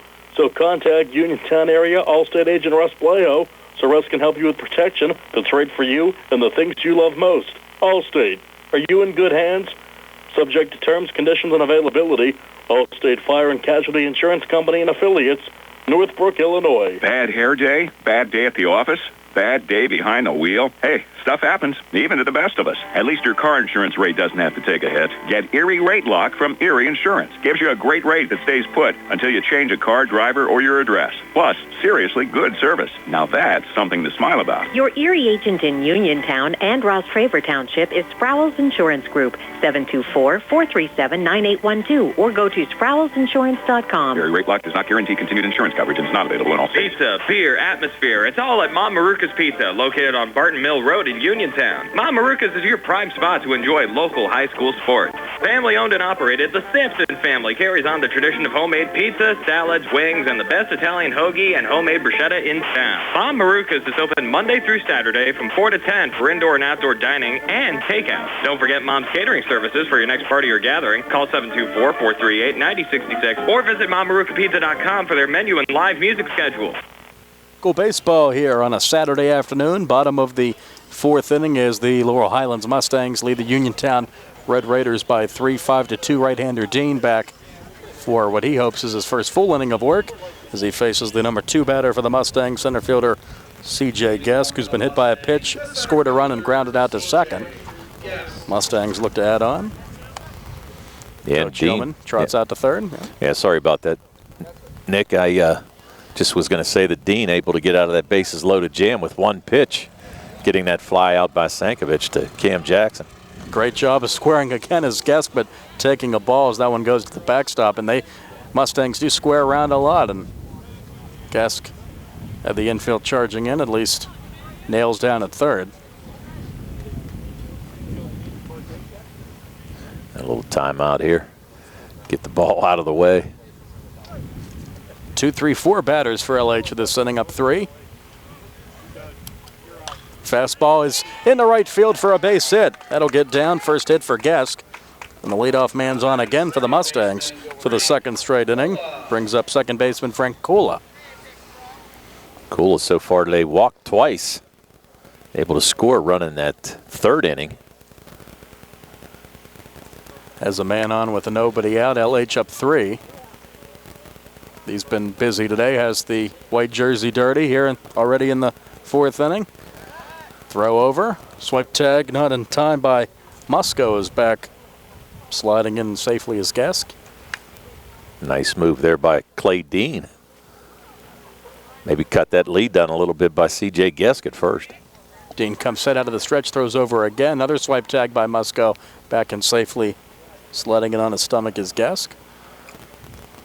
That disengagement was closer. That was. Disengagement. That's the word of the day, I think. It is. That's certainly the leading contender. Or Derby. That's another good one. Charging in his nails at third, squaring and pulling back high and away for a ball.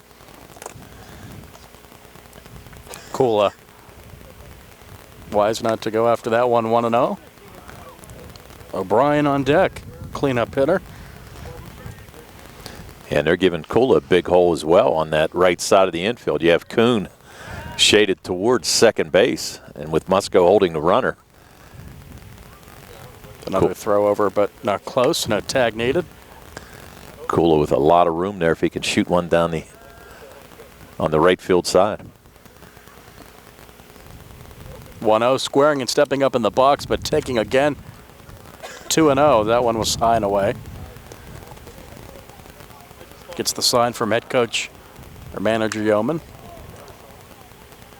Off of first again is Gesk, holding him on Musco. And Gesk also with pretty good speed. Indeed. He leads the Mustangs with 10 stolen bases so far this year. Does not go, and that one in the dirt. He'll go now as that goes to the backstop. And the wild pitch puts a runner at second, no out. Now the count now 3-0 on Kula. Dean will be careful with him. Frank, a pretty nice hitter. As we said, came in .395, 2 home runs, 18 RBIs. Very good stat line there as he'll look for a strike with his green bat in the left-hand batter's box. Runner at second, no outs. LH up 5-2 in the fourth.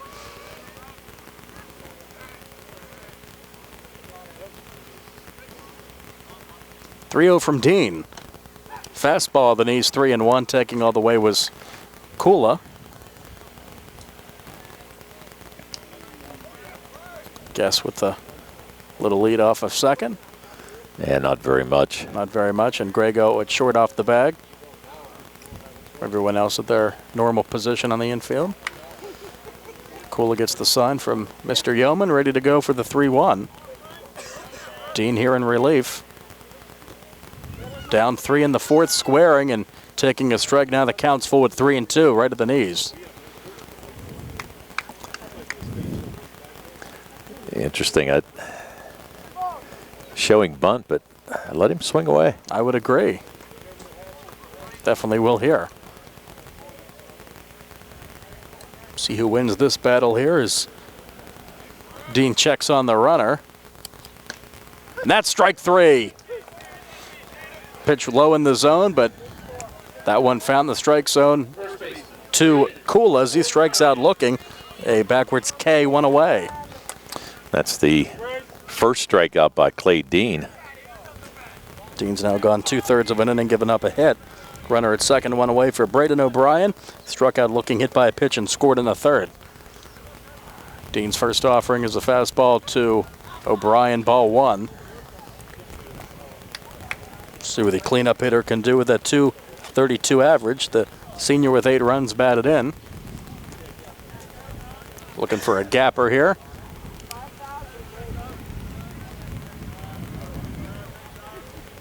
Dean looks back at the runner at second.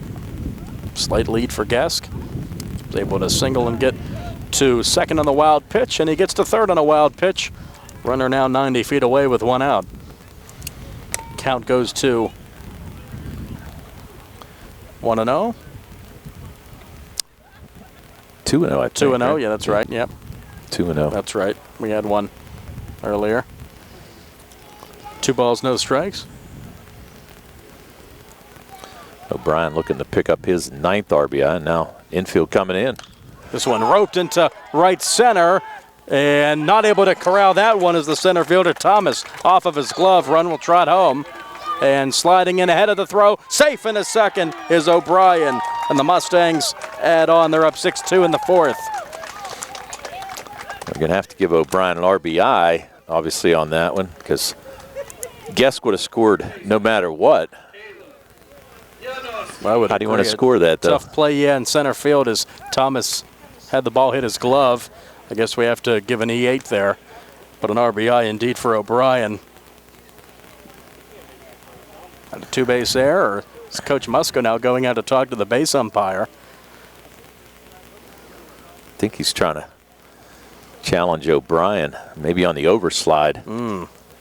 But still not going to get a... That's a tough one to get called there. Great camera work by Brian, pointing out how much of a better job he does than I do. We know, Brian, you're better at it. We get it. No. Hey, you're a producer, man. That's you're not right. a cameraman. I'll stick up for you. That's right. I'll stick up for you. It's nice to be out in the sunshine today. As we see how this goes, here's The Mustangs now up 4. And we have a runner at second, and seeing if maybe O'Brien missed one of the bases, or no, the umps win all those arguments. Yes, you never see a manager win one. No. Brian's cheating anyway. He's got a monitor. That's right. Normally he gives when he asks me to do the camera, I got to look through that little viewfinder, man. I'm the brakes. Can't see as it is, and then he's going to make me work even harder. Well, hey. Got to work for your lunch. Dance for your lunch time. That's right. Or your dinner. No such thing as a free lunch. Absolutely not. The batter's Caleb Janoski as the Mustangs are up 6-2. We have a runner here for O'Brien. It's number 25. I think it's McCoy. Oh, no, D'Amico. Sorry. Connor D'Amico. So an RBI. As the center fielder couldn't pull it in, but ball had a lot of speed on it. That one's in the dirt, stopped from getting to the backstop by White. 1-1. Janoski, third baseman, 273, has a pop out to second and a single.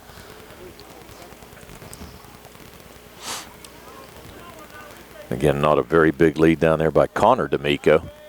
Kuhn trying to sneak him and keep him close, but Dean's offering an off-speed offering and in for a strike. Nice off-speed pitch there. Indeed. 2 strikes now on Janoski. Lyon on deck, who had an RBI single in the third. Mustangs looking for the 2-game sweep here to wrap up the conference slate, winning 11-3. And not as many hit batters and walks today, but they've taken advantage of that. But they've got the bats working as well. Fastball is roped into left. That's going to get down fair. And Jackson's going to chase it, but not before a run scores as D'Amico running for O'Brien scores to make it 7-2. And that's an RBI double to left for Janoski. He's 2 for 3.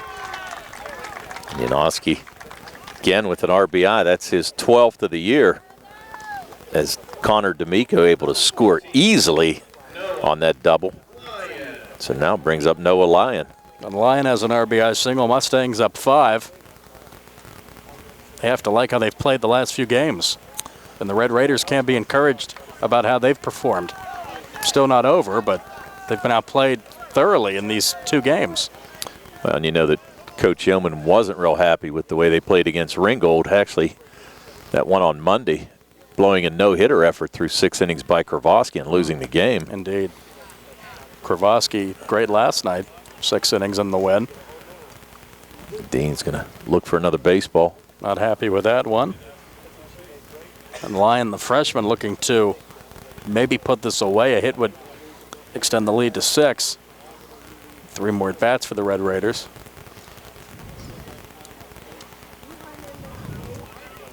Now Dean looks ready to go.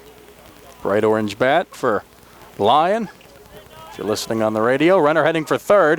Pitch on the way, fastball into center, left center. Gonna get down, another RBI for Lyon. Scoring is Janoski. It's 8-2 LH in the 4th, and Lyon will slide in with a double. Pretty risky move there by Coach Sankovic over at first to send Noah Lyon, but ball was bobbled there a little bit by Austin Grego. So now Noah Lyon with 2 RBIs in this game. Good day for the freshman, good day for the Mustangs. They have 8 runs here in the 4th inning, 3 this inning, and still just 1 out runner at second for Kavanaugh, who looks to join the hit parade with 2 strikeouts today. 4 RBIs on the year, once 5. The Mustangs, again, have to be happy with how these games have played out. And you had Janoski was running on the pitch, so he was able to score easily on that shot by Lyon. Great piece of hitting. And this one is a line drive caught by Dean over to second, trying to double him off. Cannot, but the right plays, right time. Good reflexes by Dean. Line out. Kavanaugh's 0 for 3, 2 out. Kavanaugh hit that ball hard, but he did. Dean able to a little self-defense as well. Well, if pitching doesn't wake you up, that will. So Krisner now batting for Shane Layton. Indeed, Krisner's in. Courtesy ran last night for the catcher McCoy, and he will bat here, number 11 for Layton.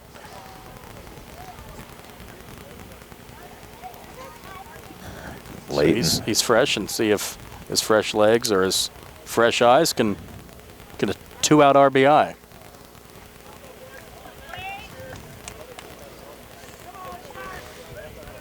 Krisner, the senior. Fastball swinging, a little bit of a foul tip, 0-1. Barely got a piece of that one. Mustangs up 8-2 in the fourth.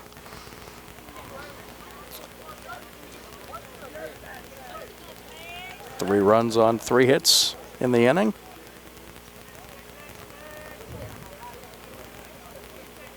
Slight lead off of second for Lyon. Fastball swing and a miss. Now 2 strikes on Krisner, and Dean sure ready for this inning to be over. Strike away. Yeah, I have him for 20 pitches in this inning so far, Nick. So really, the Mustangs making him labor here in this 4th inning. 7th batter of the frame. Vecchiola on deck if need be. Krisner batting in late and spot the 8th position. This one's in the air to right field. Hawk is going to his left to make the play, and that will end the inning. And the Mustangs do their damage, though, with 3 runs on 3 hits, an error, and 1 left. And we now advance in this ball game to the 5th inning as Laurel Highlands leads Uniontown by 6. Mustangs 8, Red Raiders 2. See our Parada Group High School Sports Day on WMBS Facebook Live and on the Trib Live High School Sports Network. Spring forward to home construction season with First Federal of Greene County. Federal's construction and improvement loans put you in charge of your dream home project with all of the tools you need. First Federal offers construction loans, owner-builder loans, and home improvement loans. With offices in Fayette, Greene, and Washington counties, your loan stays here. Visit a First Federal loan officer today or apply online at ffgc.bank. First Federal Savings and Loan Association of Greene County, member FDIC, equal housing lender, NMLS number 458729. On the go? No time to stop? That's when you'll love Peach & Pharmacy's curbside pickup at Peach & Market in downtown Connellsville. Next time you have a prescription to get, let Peach & Pharmacy make it easy for you. Call ahead at 724-626-9600 or send a message. Let friendly curbside pickup keep you right where you want to be, in the driver's seat. Peach & Pharmacy, your local pharmacy. Going on now at C. Harper Chevrolet. Our customers can save up to $10,000 on a new Silverado with special financing and employee pricing. Chevrolet, find new roads. Offer is valid with purchases of 2022 and 2023 Silverado 1500 Crew Cab with 2.7-liter engine. Includes Chevrolet loyalty. Must have a 2009 Chevrolet passenger car or truck in the same household. Up to $10,000 off approved credit through GM Financial. Residency restrictions apply. While supplies last. Call dealer for all of the details at 724-929-8000. Sale ends May 31st, 2023. Then we're sorry to everyone watching on Facebook Live for that horrifying close-up. Oh, my. Brian Morozak and Tony Hanola, Nick Barczyk. Thanks, Brian. Wow. What's up with that? Sure, that'll ruin a weekend. I tell everybody I got voice for TV and face for radio. I was trying to keep it that way. Oh, my. You're not the only one. Bill Madden back in our WVU Medicine Uniontown Hospital studios. It's 8-2 LH. First pitch swinging Jackson to short again. Sankovic, 6-3. Good play and a good throw. And Jackson grounds out to Sankovic again. And another fine play at short by the athletic Sankovic. Yeah, Sank having a nice day in the field. And actually, all the Mustangs defense having a nice day in the field outside of that first play of the game that went to Janoski. Really, the Mustangs playing error-free defense. An interesting start. Maybe thought a bad day for LH on that start, but not at all. They're up 8-2 in the 5th. And again, this could be a very quick inning. A ground ball to Sankovic and dug out. Good play by O'Brien. 6-3. Just what Petronas wanted. And the Red Raiders, it's getting late early out there. Another ground out. They're down 6 and already 2 outs in the 5th. 2 pitches and 2 ground outs. So Petronas. Could be a 3-pitch inning. Yeah. And that's better than they talk about the immaculate innings. That's 3 strikeouts on 9 pitches. But I'll take 3 ground outs and 3 pitches. That's even better. It's way much better. Very much better. Yeah. Way more efficient. Could we have a 3-pitch inning? We do not. Ball 1. Squaring was Kuhn, top of the order. He's reached on an error and flew out to right. Scored a run. You had Janoski charging hard there at third. He's on the infield grass. He's again charging in, pulling back, and taking a strike is Kuhn. Leadoff hitting second baseman entered the game with 10 RBIs and a .282 average. And this is the same thing that we talked about earlier. Is this Just to try to get the pitch count up, or is he actually trying to bunt? Trying to get something going for Uniontown. Swinging away hasn't really worked out the last 2 games, so takes there for a ball, 2-1. Gets the signs from Coach Musco at third. Again, the Red Raiders looking for a comeback win, their last scheduled regular season game. Playoffs scheduled to start a week from Monday. This one fouled off to the hillside, 2-2 now on Kuhn, and Petronas a strike away from a very efficient and effective inning. Only 6 pitches so far in this inning for Paxton. 2 ground outs to the shortstop, Sankovic. LH up 8-2 in the 5th.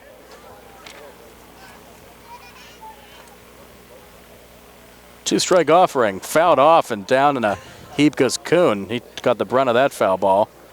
I think that was right off his toes. It's got to hurt. And that hurts, especially with no protection. Even on a warm day, that's going to hurt. It's going to hurt even more on a warm day tomorrow. Yeah, absolutely. Hopefully the Mustangs have recovered. But they were hit 6 times by pitches last night. And we've had a few hit batters today, at least one. But last night, 6 Mustangs were hit. Led them to an 8-run, 11-3 win. Still 2 strikes, and the lefty out of the windup kicks and delivers. That one misses low and away. Count's now full. The Red Raiders desperately need a base runner.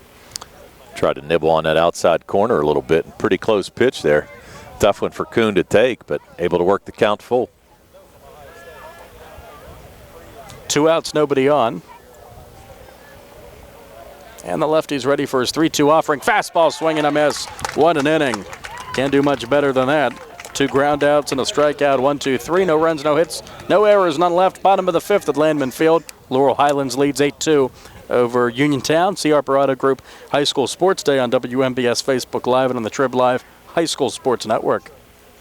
Attorneys from all over the state and nation advertise in southwestern Pennsylvania for personal injury and workers' comp cases. But most of them send their assistants to do the legwork. You might not even meet your attorney until your first hearing. We're local attorneys, Davis & Davis.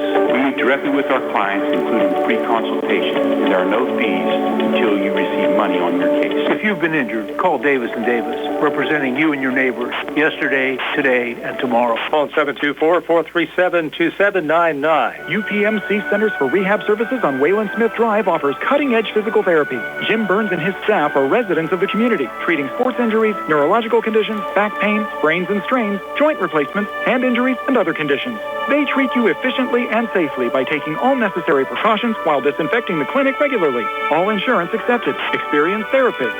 Convenient location and hours. Part of the community. Call the office with a prescription from your doctor or schedule by direct access 724-437-7500. Ready for an easier way to manage your cards? Get more power, peace of mind, and security with the new updated app from First Federal of Greene County. Set spending limits, view merchant details, subscriptions, and where your card is stored. Plus, turn off lost or stolen cards. It's card management on your terms. Download the updated app or visit ffgc.bank. First Federal Savings and Loan Association of Greene County. Member FDIC, Equal Housing Lender, NMLS number 458729. High school baseball, bottom of the 5th here at Landman Field at Laurel Highlands High School. Beautiful day in southwestern Pennsylvania, Fayette County, as the Laurel Highlands Mustangs lead the Uniontown Red Raiders in this Battle of Fayette. 8-2, the bottom of the 5th. And the batter is Sevi Vecchiola for the Mustangs against the righty Clay Dean in relief. Second full inning of work here, or at least he hopes it is. Mustangs look to add on up 6. Low 1-0. Vecchiola has singled and walked and has an RBI walk. The single to center in the second. Got a little activity down in the Mustang bullpen. Braden O'Brien warming up for the Mustangs. Fouled off.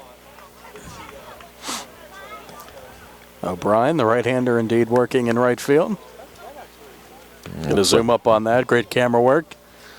Bullpens down the lines like they are at Tropicana Field, where the Pirates were this week.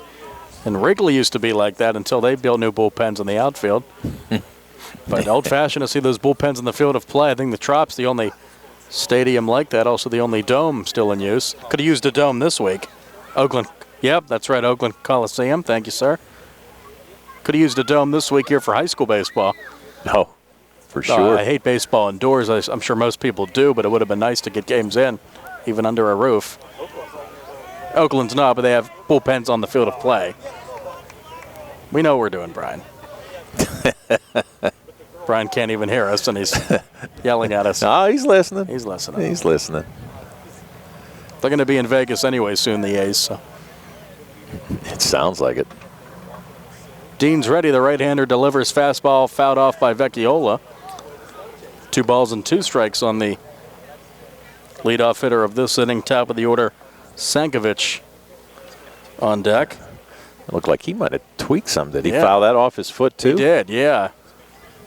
Gingerly walking around, talking to the home plate umpire, taking his time getting back in the batter's box, and time will be granted as he tries to walk off that foul tip.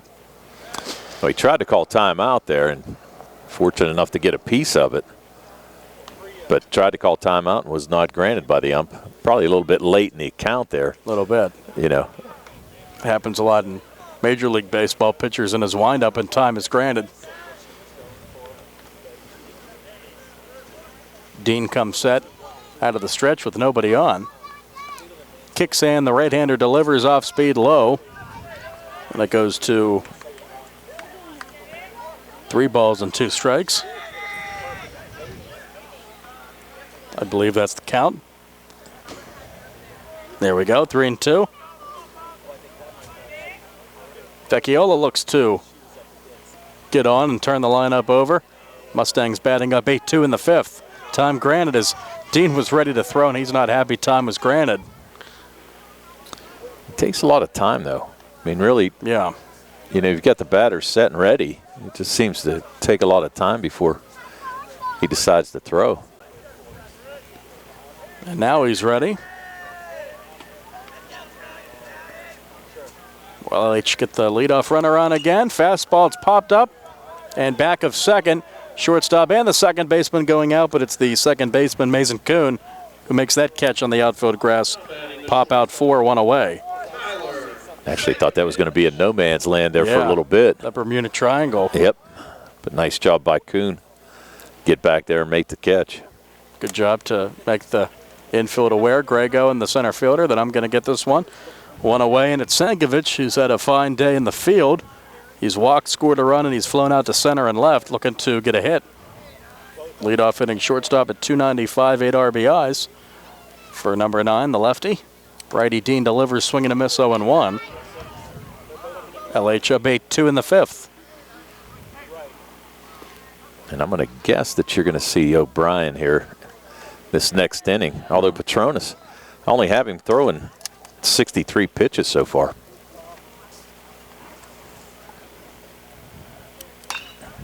On the ground, second baseman Kuhn's been busy. Flips on to first. Musco has it 4-3, 2 out. Van Sankovic is 0 for 3, but he scored a run. He's played good defense. And the batter is C.J. Gesk. Before I leave you for the day, we'd like to thank our video stream sponsors, Maruca's Pizza Shop and Shop and Save, Walnut Hill, Uniontown, and our live video stream of high school baseball with Uniontown, Penn Residential, Essential Marcom, Amy's Quilt Room, and Jackson Farms Dairy Store. 2 outs and nobody on for C.J. Gesk. He's been hit by a pitch, scored twice, ground out and a single. 1-0. That one messed up, and O'Brien looks ready to go for the next frame. He's walking back to the home dugout down the first base line. Yeah, and it looks like Petronas, although he has his glove on, he's ready to go. So I don't know if they're going to. Could be a little battle there between Petronas and O'Brien, but it's up to Coach Yeoman, who pitches next inning. LH having fun, winning last night 11-3 and up 8-2 today. I don't know, we saw. Kravoski last night was very good, masterful in 6 innings. Yeah, I saw Vecchiola hug Petronas, so that might be the sign that he's coming out. Could be. Strike at the knees, 2-1. Gesk, he's got to be sore after this weekend. He got hit by a couple pitches. Yeah. What, 3 pitches over the last 2 days? My goodness. Hey, if they go 2-0, he won't mind. No. It's been the Mason Kuhn show this inning. A ground out to him. He was responsible for all 3 outs defensively there. Pop out to him and 2 ground outs. 1, 2, 3. No runs, no hits, no errors, none left. It's been fun, Tony. Brian Morozak is back for numbers 6 and 7. We go to the 6th at Landman Field. Laurel Highlands leading Uniontown 8-2. Have a great weekend, everyone. It's been high school baseball on the C.R. Parada Group High School Sports Day on WMBS Facebook Live and on the Trib Live High School Sports Network. Bad hair day? Bad day at the office? Bad day behind the wheel? Hey, stuff happens, even to the best of us. At least your car insurance rate doesn't have to take a hit. Get Erie Rate Lock from Erie Insurance. Gives you a great rate that stays put until you change a car, driver, or your address. Plus, seriously good service. Now that's something to smile about. Your Erie agent in Uniontown and Ross Traver Township is Sprowls Insurance Group, 724-437-9812, or go to sprowlsinsurance.com. Erie Rate Lock does not guarantee continued insurance coverage and is not available in all states. For farm fresh dairy products, stop in Jackson Farms Dairy Store, Route 40 at Briar Hill. Enjoy delicious hot deli items available Monday through Friday. Eat in or take out. Jackson Farms Dairy Store features quality dairy products, the most delectable homemade ice cream you'll ever eat. And now available at Jackson Farms is their own farmhouse cheddar cheese and cheese curds. Why not stop in Jackson Farms today? Farm fresh milk, straight off the farm. Jackson Farms. The Catholic War Veterans Post 1669 in Hopwood is a veterans organization located in Fayette County since 1950. They are proud to advertise on WMBS sports programs and to contribute to the Veterans Hospital, local sports teams, and scouting organizations. Best of luck to all of our local teams from the Catholic War Veterans Post 1669 in Hopwood. Back here at Landman Field at Laurel Highlands High School, moving to the top of the 6th inning, an 8-2 lead for the Laurel Highlands Mustangs over the Uniontown Red Raiders. Brian Morozak along with you. Tony Hanola joining me back in the press box here at Landman Field, our modified press box down the third base line. Nick Barczyk now behind the camera in our Facebook Live video feed. Bill Madden back inside our WVU Medicine Uniontown Hospital studios, and Paxton Petronas still on the mound for the Laurel Highlands Mustangs as Tate Musco leads off this top of the 6th inning and popping this one up in foul territory on the left side. Ball going foul takes us to 0-1. Good to see some of Brad Yeoman's kids up here, Tony, as well. In fact, his daughter making her first Holy Communion coming up tomorrow. And she's all excited, ready to rock and roll. So congratulations to her. Now, you guys are buddies at church on Sundays. Yes, we are. Yeah. 0-1 on the way, and that one a little low to Tate. I feed them candy. Yes. Hardtack candy to get them cranked up so they can go home to Brad and torture him. I was pulling out the memory cards before the game we put in to record the games, and she comes running over to me. I said, hey, what's going on? She's like, I thought you had candy. I took her back to my car. Yes. I had some in the car. So 1-1, Musco win a chase and swing and a miss. Takes us to 1-2. Tate 0 for 2 today. Struck out looking back in the first inning. Grounded out 4-3 back in the third. No, fix them up with root beer barrels at church. Yes. Yeah, get them cranked up. Like I said, send them home to Brad. And Beth and Timmy, hopefully they go over there and torture them after church, too. Better than those sugar sticks. That would really get them going. 1-2 on the way to Musco. Well-hit ball here, high into left field. Blaze Krisner now in left field, making the catch there for the Mustangs for the first down of the inning. Musco taking over for Shane Layton in left now for Laurel Highlands. Nice job there by Krisner to kind of drift over. Looked like the wind might have caught it a little bit. Musco hit that ball the other way. Hit it pretty good, but nice play by Krisner. Record the first out of the inning. Ed Kindervader, Tony, saying hello on our live stream to you. Eddie, an old friend of mine from way back when. We knew each other since we were kids, went to grade school together. Austin Grego now at the plate for Uniontown. Grego 1 for 2 today. Singled and scored a run last time up and goes around there swinging at the first pitch. He's behind 0-1. 8-2, Mustangs lead it over the Red Raiders. Mustangs had scored a run in every inning until the 5th. And they came up empty as Grego fouls that one up off on the hillside on the right side. Takes the count to 0-2. Grego came into the game with a .383 average, a homer and 13 RBIs. He did single in a run in that third inning. He singled, you're right. He singled in the run. I guess, yeah, I'm not used to Nick's scoring here as well. He couldn't. He couldn't. Yeah. He used to mine. It was Uphold that scored the run. It's all right. We're all trying to learn here, right? It's tough. Hey, man, it's tough whenever you take over a scorebook after somebody else. Everybody scores Differently. Everyone has their own way of doing things. 1-2 now on the way. Another one fouled off. Look out there on the hillside. I like the nonchalant move. Yeah, just kind of those guys just they don't. There's not a whole lot of effort. They just like kind of nonchalant it, almost like bullfighters. Whenever that ball comes up by them, it's like a mini convoy up on the hill looking for balls right now. 1-2 again. Here from Petronas to Grego. Pitch on the way, misses high, takes us to 2-2. Again, we're back here Monday for the Mustangs and the Brownsville Falcons, weather permitting. Senior day for Laurel Highlands. On the air 3:45 with our Sprouse Insurance Group pregame show. First pitch set for 4 o'clock, both on the radio and on Facebook Live if we play Monday. 2-2, and Grego ground ball here going to Sankich short. Throw over to first to O'Brien in time to retire Grego 6-3 for the second out of the inning. And Tony, I don't believe we've actually gotten a Monday game in all year on time that we had scheduled on WMBS. You're probably right. I was looking back at the schedule. I do not think we've had a Monday game on the year. We've had probably about 5 or 6 Monday games scheduled just because of things getting shifted around. I don't think we've had a Monday WMBS game all year. I think if we did, it might have been at night. Yeah, you know what? I think it was. Yeah, I think you had one down at Bailey when it was like 30 degrees. Yeah, I think that was it. A couple weeks ago. We've had a lot scheduled at 4 o'clock, but they never seem to get played. First pitch to Wyatt Nails missing there. Nails 1 for 2 today. Had an RBI single back in the first inning. Yeah, you had that Latrobe Uniontown game. Correct. On a Monday night because it was cold. But I was thinking about you. That's when I was another one shot foul. That's when I was at Myrtle in shorts and yes. short sleeve shirt. I was thinking about you then. Yes. I was glad I wasn't here to do it. You had a hard life that week, didn't you? Yeah, it was tough. Somebody got to do it. What the heck?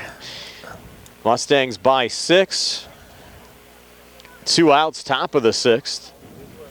Red Raiders down to their final 4 outs of this game already. And that one missing to Nails. And this series, at least to me, Tony, a bit surprising. Expected the games to be a little bit closer. And I think a lot of folks even coming into the season expected a lot out of this Uniontown team and thought they'd maybe get a win or 2 over Laurel Highlands. And the Red Raiders certainly started hot, but kind of fading here as we get ready to head into the postseason. Yeah, we kind of thought, as we said earlier, we thought they were going to have a shot actually to win the section. And then after those Latrobe games, kind of falling apart here a little bit. But I'll tell you what, though, today, I mean, they've run into a great pitching effort by Paxton Petronas so far. Yesterday, obviously, they struggled pitching, but Paxton, I mean, a great effort here today. Petronas has actually retired 9 straight, trying to make it 10 in a row. 2-2 pitch to Nails, hit on the ground here to third. Long throw over from Yanoski to O'Brien to retire Wyatt Nails 5-3 for the third out of the inning. So Petronas, as we said, now has retired 10 straight for Laurel Highlands. Mustangs rolling right along. Uniontown's down to their final 3 outs. It's 8-2 Mustangs over the Red Raiders as we move to the bottom of the 6th here on the CR Product Group High School Sports Day. NovaCare Rehabilitation is now in Masontown. Using a personalized plan of care and one-on-one sessions, NovaCare gives you an advantage in rehabilitation. Dr. Haley Cruiser and our professional staff are certified to use industry-leading treatments, including LVST Big Therapy for Parkinson's disease, which increases mobility, improves balance, and decreases time necessary to complete tasks.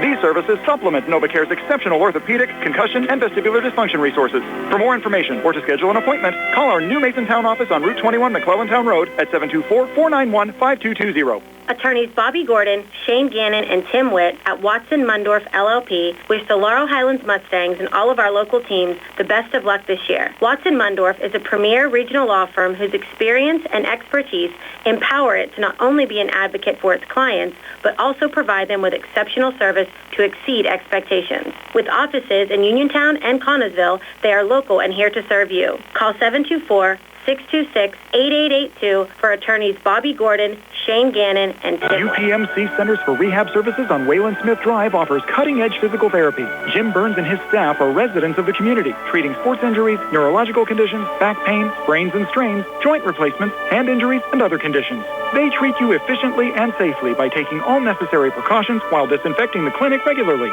All insurance accepted. Experienced therapists. Convenient location and hours, part of the community. Call the office with a prescription from your doctor or schedule by direct access 724-437-7500. Back here at Landman Field at Laurel Highlands High School, new pitcher for the Uniontown Red Raiders, Grayson Plume, the third Red Raider to pitch today. Tate Musco got the start. Clay Dean came on in relief, and now Grayson Plume trying to clean things up for Plume. His 7th appearance of the season. Came in, though, Tony, with a 10.50 ERA. He's worked 6 2/3 innings, given up 6 hits, 15 runs, 10 of them earned, walked 14, also struck out 14 so far this season. A younger Uniontown pitcher, they're just trying to work in and get reps, but certainly has a bright future. Has a bright future, and we've said it before. I mean, he throws hard. Actually, I like the way he hides the ball. He hides the ball a long way, a long time for a big kid like he is. I mean, it's kind of hard for the batter to pick up, but he does a nice job. And like I said, it's just a matter of the control for him. If he can find the control, he can strike out some batters because it's tough to catch up to his heater. So Graydon Plume will face Frank Kula, hitters 3, 4, and 5 for Laurel Highlands here in the bottom half of the 6th inning. Kula's walked a couple of times, stole a base, struck out last time up. Obviously the first time facing Plume. His first pitch is a fastball high and outside for ball 1.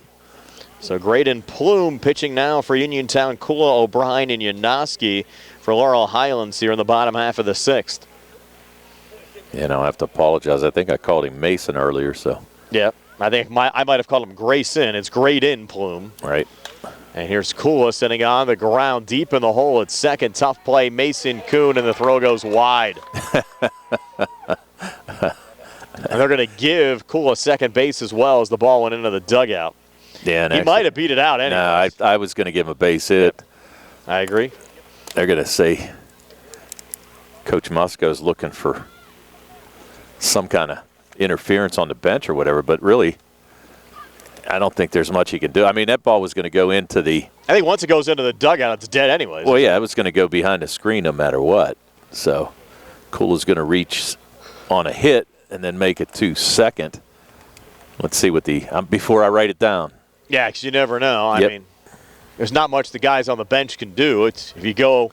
the ball ends up rolling in between somebody's legs who's sitting on the bench. It goes back to the back wall, and they try to block somebody from going to get it. The ball's dead anyways, and it rolls into the dugout. Correct. Now they're going to give him second base. No, they're going to send him back. Wow. Wow. So no error. Coach Sankovic over there giving him a little peace of mind to his players, saying to stay behind the fence and get out of the way. So now it's going to bring up Braden O'Brien. O'Brien struck out his first time up, hit by a pitch, and then reached on an error, but actually picked up an RBI in this game. That's why you argue sometimes, Tony. It pays off. No, you don't see that too often. Hit off that time for Kenny. Here's O'Brien. Well-hit ball here deep to center field. Christian Thomas getting under it, and he'll make the catch for the first out of the inning. Thomas has done a nice job this afternoon in center field for Uniontown. He made that great catch earlier to Rob Sankovic. At the bottom of the second inning. Yep. Now Caleb Yanoski at the plate. One away. Yanoski, couple of hits in this game for the Mustangs. Yeah, Yanoski with an RBI. Got a single and a double so far. Flew out to second his first time up. First pitch from Plume to Yanoski in there for a strike. Nice breaking pitch there by Plume. And Plume showing that he has more than just a fastball out there on the Uniontown side. It's just a matter of confidence for him. Like we said, he throws BBs, boy. Check over to first, a little low there. Good stop from Musco. Again, the playoff pairings will be out coming up on Friday. Playoffs will start as early as Monday, May 15th. Plume's next pitch high and inside to Yanoski. Again, the Mustangs have 2 games scheduled next week. Here at home against Brownsville on Monday at 4 o'clock. At Upper St. Clair at the Boyce Mayview Complex Tuesday at 7. As of now, this is Uniontown's last regular season game, but don't be surprised if you see the Red Raiders add a game or 2 next week as well. And a big cut there from Yanoski came up empty again. Count now 2-2 from Plume to Yanoski. Yanoski came into this game with a .273 average. And picked up his 12th RBI of the game on that single. Check on a runner. And Ball came out of the glove of Musco over at first, as back safely was Kula. So the Mustangs actually, Tony, 4 games scheduled in 5 days. They'll be off tomorrow. Of course, played yesterday and then playing Monday and Tuesday. Runner going. Pitch was low, and Kula easily in a second base. Kula with the stolen base, and now another runner in scoring position for the Mustangs. And Janoski with a chance to pick up another RBI. Trying to check on the number of stolen bases so far this season for Kula. Now up to 8, according to the stats we had before the game. That ball, whoa, look out here. Wow. I think we're off the air. Oh, we got to be. Wow, that went off our laptop. Wow. What'd you do? Why didn't you catch it? I didn't even see it coming.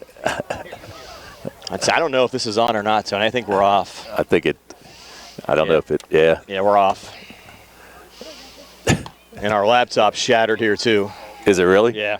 Oh, God. Why don't you call this, Tony? I'm going to try to, for the folks that are on tape. We might be still, I think we are, might still be on the radio side. I'm not sure. Yeah, we've got Janoski struck out, and that was a hot one. We didn't expect that to come up this way, but now we've got to have a little repair job here. So Plume now 2 outs and Noah Lyon, the batter. Noah with 2 hits on the day, struck out in his other at bat. Must have crazed the laptop too. Noah waiting for the pitch from Plume. Ball up and in. Yeah, we got a little bit of a harem scarum there for us.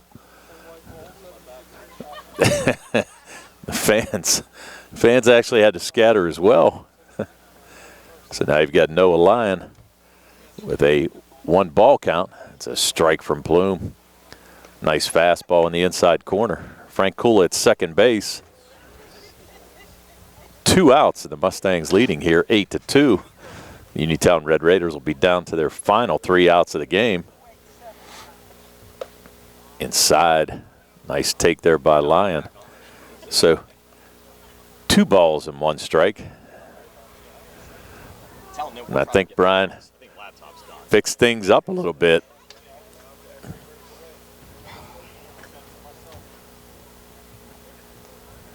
Here's the 2-1 pitch to Noah Lyon. Ball down, blocked there. Nice job by Jack White to keep Kula at second base. Count now 3-1 to Noah Lyon. Waiting on deck is Patrick Cavanaugh. No, it looks like we're going to have a pinch hitter if it gets that far. It looks like Devin Kravosky waiting on deck. So here's the 3-1 pitch from Plume to Lyon. That's called for a strike. So now the count full with 3-2. 2 outs. And Frank Kula on at second base. So 8-2 the Mustangs. And they're going to fake Frank Kula back as Grego snuck up behind him. 3-2 pitch, fouled back by Noah Lyon. So Lyon stays alive. Still 3 balls, 2 strikes to Noah Lyon with 2 outs. And Graydon Plume looking to get out of this inning. There's strike 3. So Frank Kula is going to be stranded at second base as Graydon Plume strikes out the last 2 batters. So no runs on 1 hit. There were no errors. 1 man left on base. We'll go to the top of the 7th inning with the Laurel Highlands Mustangs leading the Uniontown Red Raiders 8-2 on the C. Harper Auto Group High School Sports Saturday afternoon.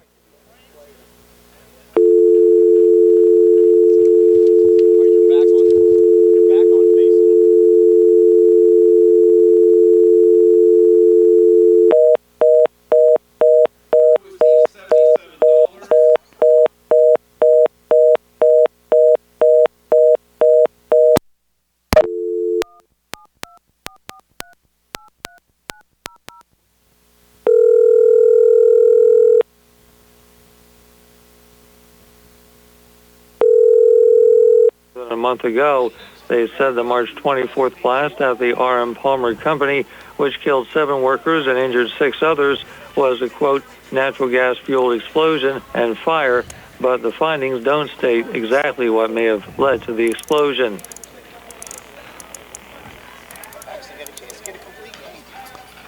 And we're back here on WMBS, also back on Facebook Live. And unfortunately, we lost a laptop up here as we had a line drive that came up right here and actually went off of our internet hub and knocked our internet out and then shattered our laptop in half as well. So had some equipment damage. We're back online, both on Facebook and also on WMBS. And we didn't really think here, Tony, that we would have been in a dangerous spot, but I guess we were. We were dangerous spot. We were lucky we didn't get clipped. Yeah. That ball was coming hot. At least the camera didn't get hit. No, this is true. But we're down a laptop. And I'm surprised the internet hub there, a little hotspot, which took a shot, actually has the white in the back where the ball hit it. Got laces? Yeah, there you go. It grazed off the laptop and then hit the router dead in the back. The laptop's dead, and it barely took a hit. But the router is still going after, and it took the most direct shot. So, well, what are you going to do? You're going to get another laptop. I guess then we're going to have to. Yes. Yeah. Don't fold that down too quick. I think it saved my life there. So. Yeah, it could have, because that could have been you if it didn't hit it could have been, yeah. Didn't graze off the laptop there. So. I mean, I saw it at the last minute. That's the first time, I think, in probably about 10 or 15 years we've had lost equipment at a game. We had it happen at a Penn State women's basketball game years ago when Caitlin Novak was playing for the Penn State women, actually ended up crashing in our scores tables. A ground ball here to Senk. It's short. Throw over to first in time to O'Brien. By the way, we're in the top of the 7th. It's 8-2. Laurel Highlands over Uniontown. And, Frank, the score hub should still work. We're back connected online. I might have to just get reconnected there.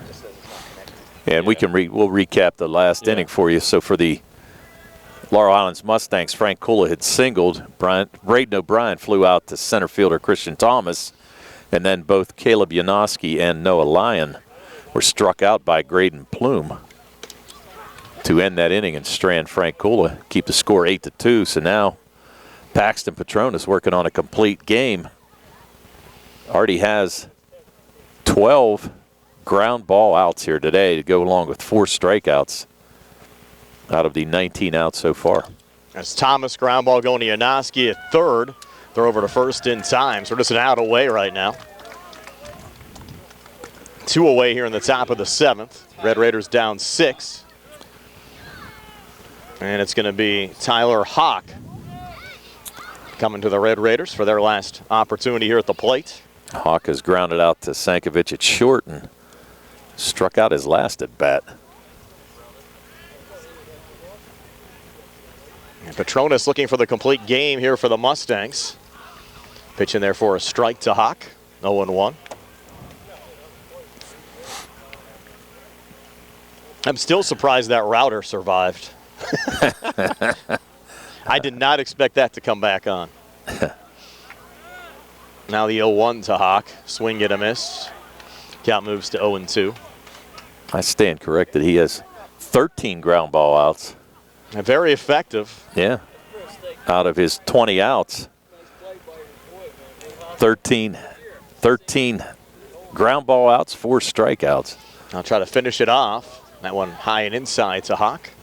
Takes us to 1-2. Stay tuned for our post-game show brought to you by South Union Township Supervisor Rick Vernon. Will come your way. And I'll recap this contest for you. And now the 0-2 to Tyler Hawk. Swing and a miss. Strike 3, and Petronas with a complete game win for the Mustangs as Laurel Highlands sweeps this series with Uniontown. Final score 8-2 here today, and we're back to tell you all about it. Our post-game show brought to you by South Union Township Supervisor Rick Vernon comes your way next here on WMBS, the Triple Live High School Sports Network, and Facebook Live. South Union Township Supervisor Rick Vernon has spent his life helping others. Now, in his 18th year of service, Rick wants to continue as supervisor and is seeking re-election. Democrats can vote for Rick because he's on your ballot. And Republicans, you can write in Rick Vernon on your paper ballot.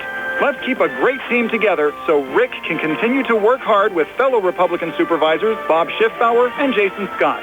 Vote for Rick Vernon for Township Supervisor. Paid for by the candidate. Did you know that you have a choice for your physical therapy provider? NovaCare Rehabilitation offers same-day appointments, and oftentimes you don't need a prescription from your doctor to see us. We will make sure that you are treated as an individual and will work directly one-on-one with you to help achieve your goals. You have tried the rest. Now try the best. NovaCare, Delaware Avenue in Uniontown. Phone 724-437-0556 to schedule your appointment today.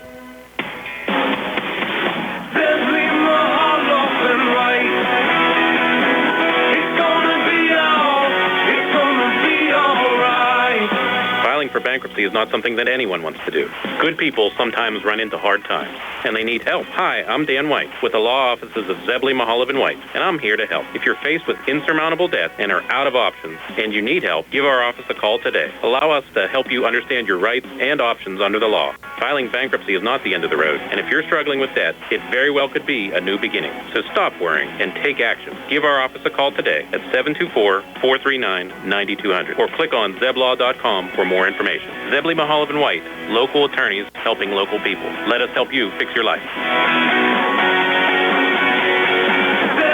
Mahalev & White. It's gonna be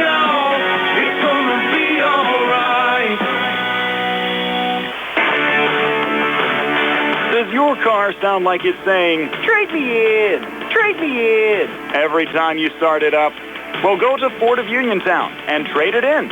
That's right, your Uniontown Ford dealer is ready to assist you with a new or pre-owned car, truck, or SUV purchase. Ford of Uniontown has all the deals, all the inventory, and they are ready to deal. It has never been a better time to buy a Ford. Service is their top priority. No matter where you purchase your Ford car or truck, Ford of Uniontown will be happy to service it for you. They offer Ford-trained technicians, Ford-certified parts and service, 1-year, 12,000-mile parts warranties, and new state-of-the-art service equipment. Call or stop in today to see the hometown service of Ford of Uniontown, Route 40 West across from Applebee's. So listen to your car the next time you hear it say, "Trade me in, trade me in." Ford of Uniontown, Route 40 at the top of the hill. We're back here at Landman Field at Laurel Highlands High School, wrapping things up on our post-game show brought to you by South Union Township Supervisor Rick Vernon. We're okay, Tony. The Mustangs an 8-2 win over the Uniontown Red Raiders. Lost some equipment today with a line drive. We were saying that could have actually taken you out pretty good. Yeah, I'll tell you what, it was headed right towards my face, but I didn't want to see that beautiful thing ruin the Jew. Yeah, right. Yeah. So, no, just kidding. It was, it was a hot shot, though. You're right. I wouldn't have caught it, put it that way. Let's recap the game. A Mustang 8-2 win. All right, for the Laurel Highlands Mustangs, they scored 8 runs on only 7 hits. They committed 2 errors, and they left 7 men on base. You had Noah Lyon with a couple RBIs on 2 hits. Caleb Janoski also had a couple hits for the Mustangs. Frank Kula with a single. You had Guest scoring twice, and you also had Sevi Vecchiola driving in a run for the Mustangs. For the Uniontown Red Raiders, they scored 2 runs on 4 hits. They committed 2 errors, and they only left 2 men on base. Hitting stars for them, you had Austin Grego driving in a run, and you had Wyatt Nails driving in a run for the Uniontown Red Raiders. And Paxton Petronas with a classic here today, giving up 2 runs, both of them earned on only 4 hits, and as we said, had 13 ground ball outs and 5 strikeouts out of the 21 outs for his team here today. So great job by Paxton, and really a fantastic effort and giving a good sign for the Mustangs going into the playoffs. Here are the Mustangs and Brownsville coming up for you on Monday, Senior Day here at Laurel Highlands High School on the air 3:45 with our Sprouse Insurance Group pregame show. First pitch set for 4 o'clock. As of right now, as we mentioned, no games on the schedule for Uniontown until the WPIAL playoffs. See if that changes next week. Red Raiders fall to 8-8 overall, and they'll end conference play with an even 5-5 record. They've lost now 4 straight. Laurel Highlands improves to 7-8 overall, 6-4 in conference play. And again, the Mustangs will take on Brownsville coming up on Monday. For Tony Hanola, Nick Barchak, and Bill Madden back inside our WPE Medicine Uniontown Hospital studios. This is Brian Morozak saying have yourselves a pleasant Saturday afternoon. Again, your final score from Landman Field, Laurel Highlands 8, Uniontown 2. Song, everybody. I'll tell you what, man, I'd have got killed. I know. That shit was like I didn't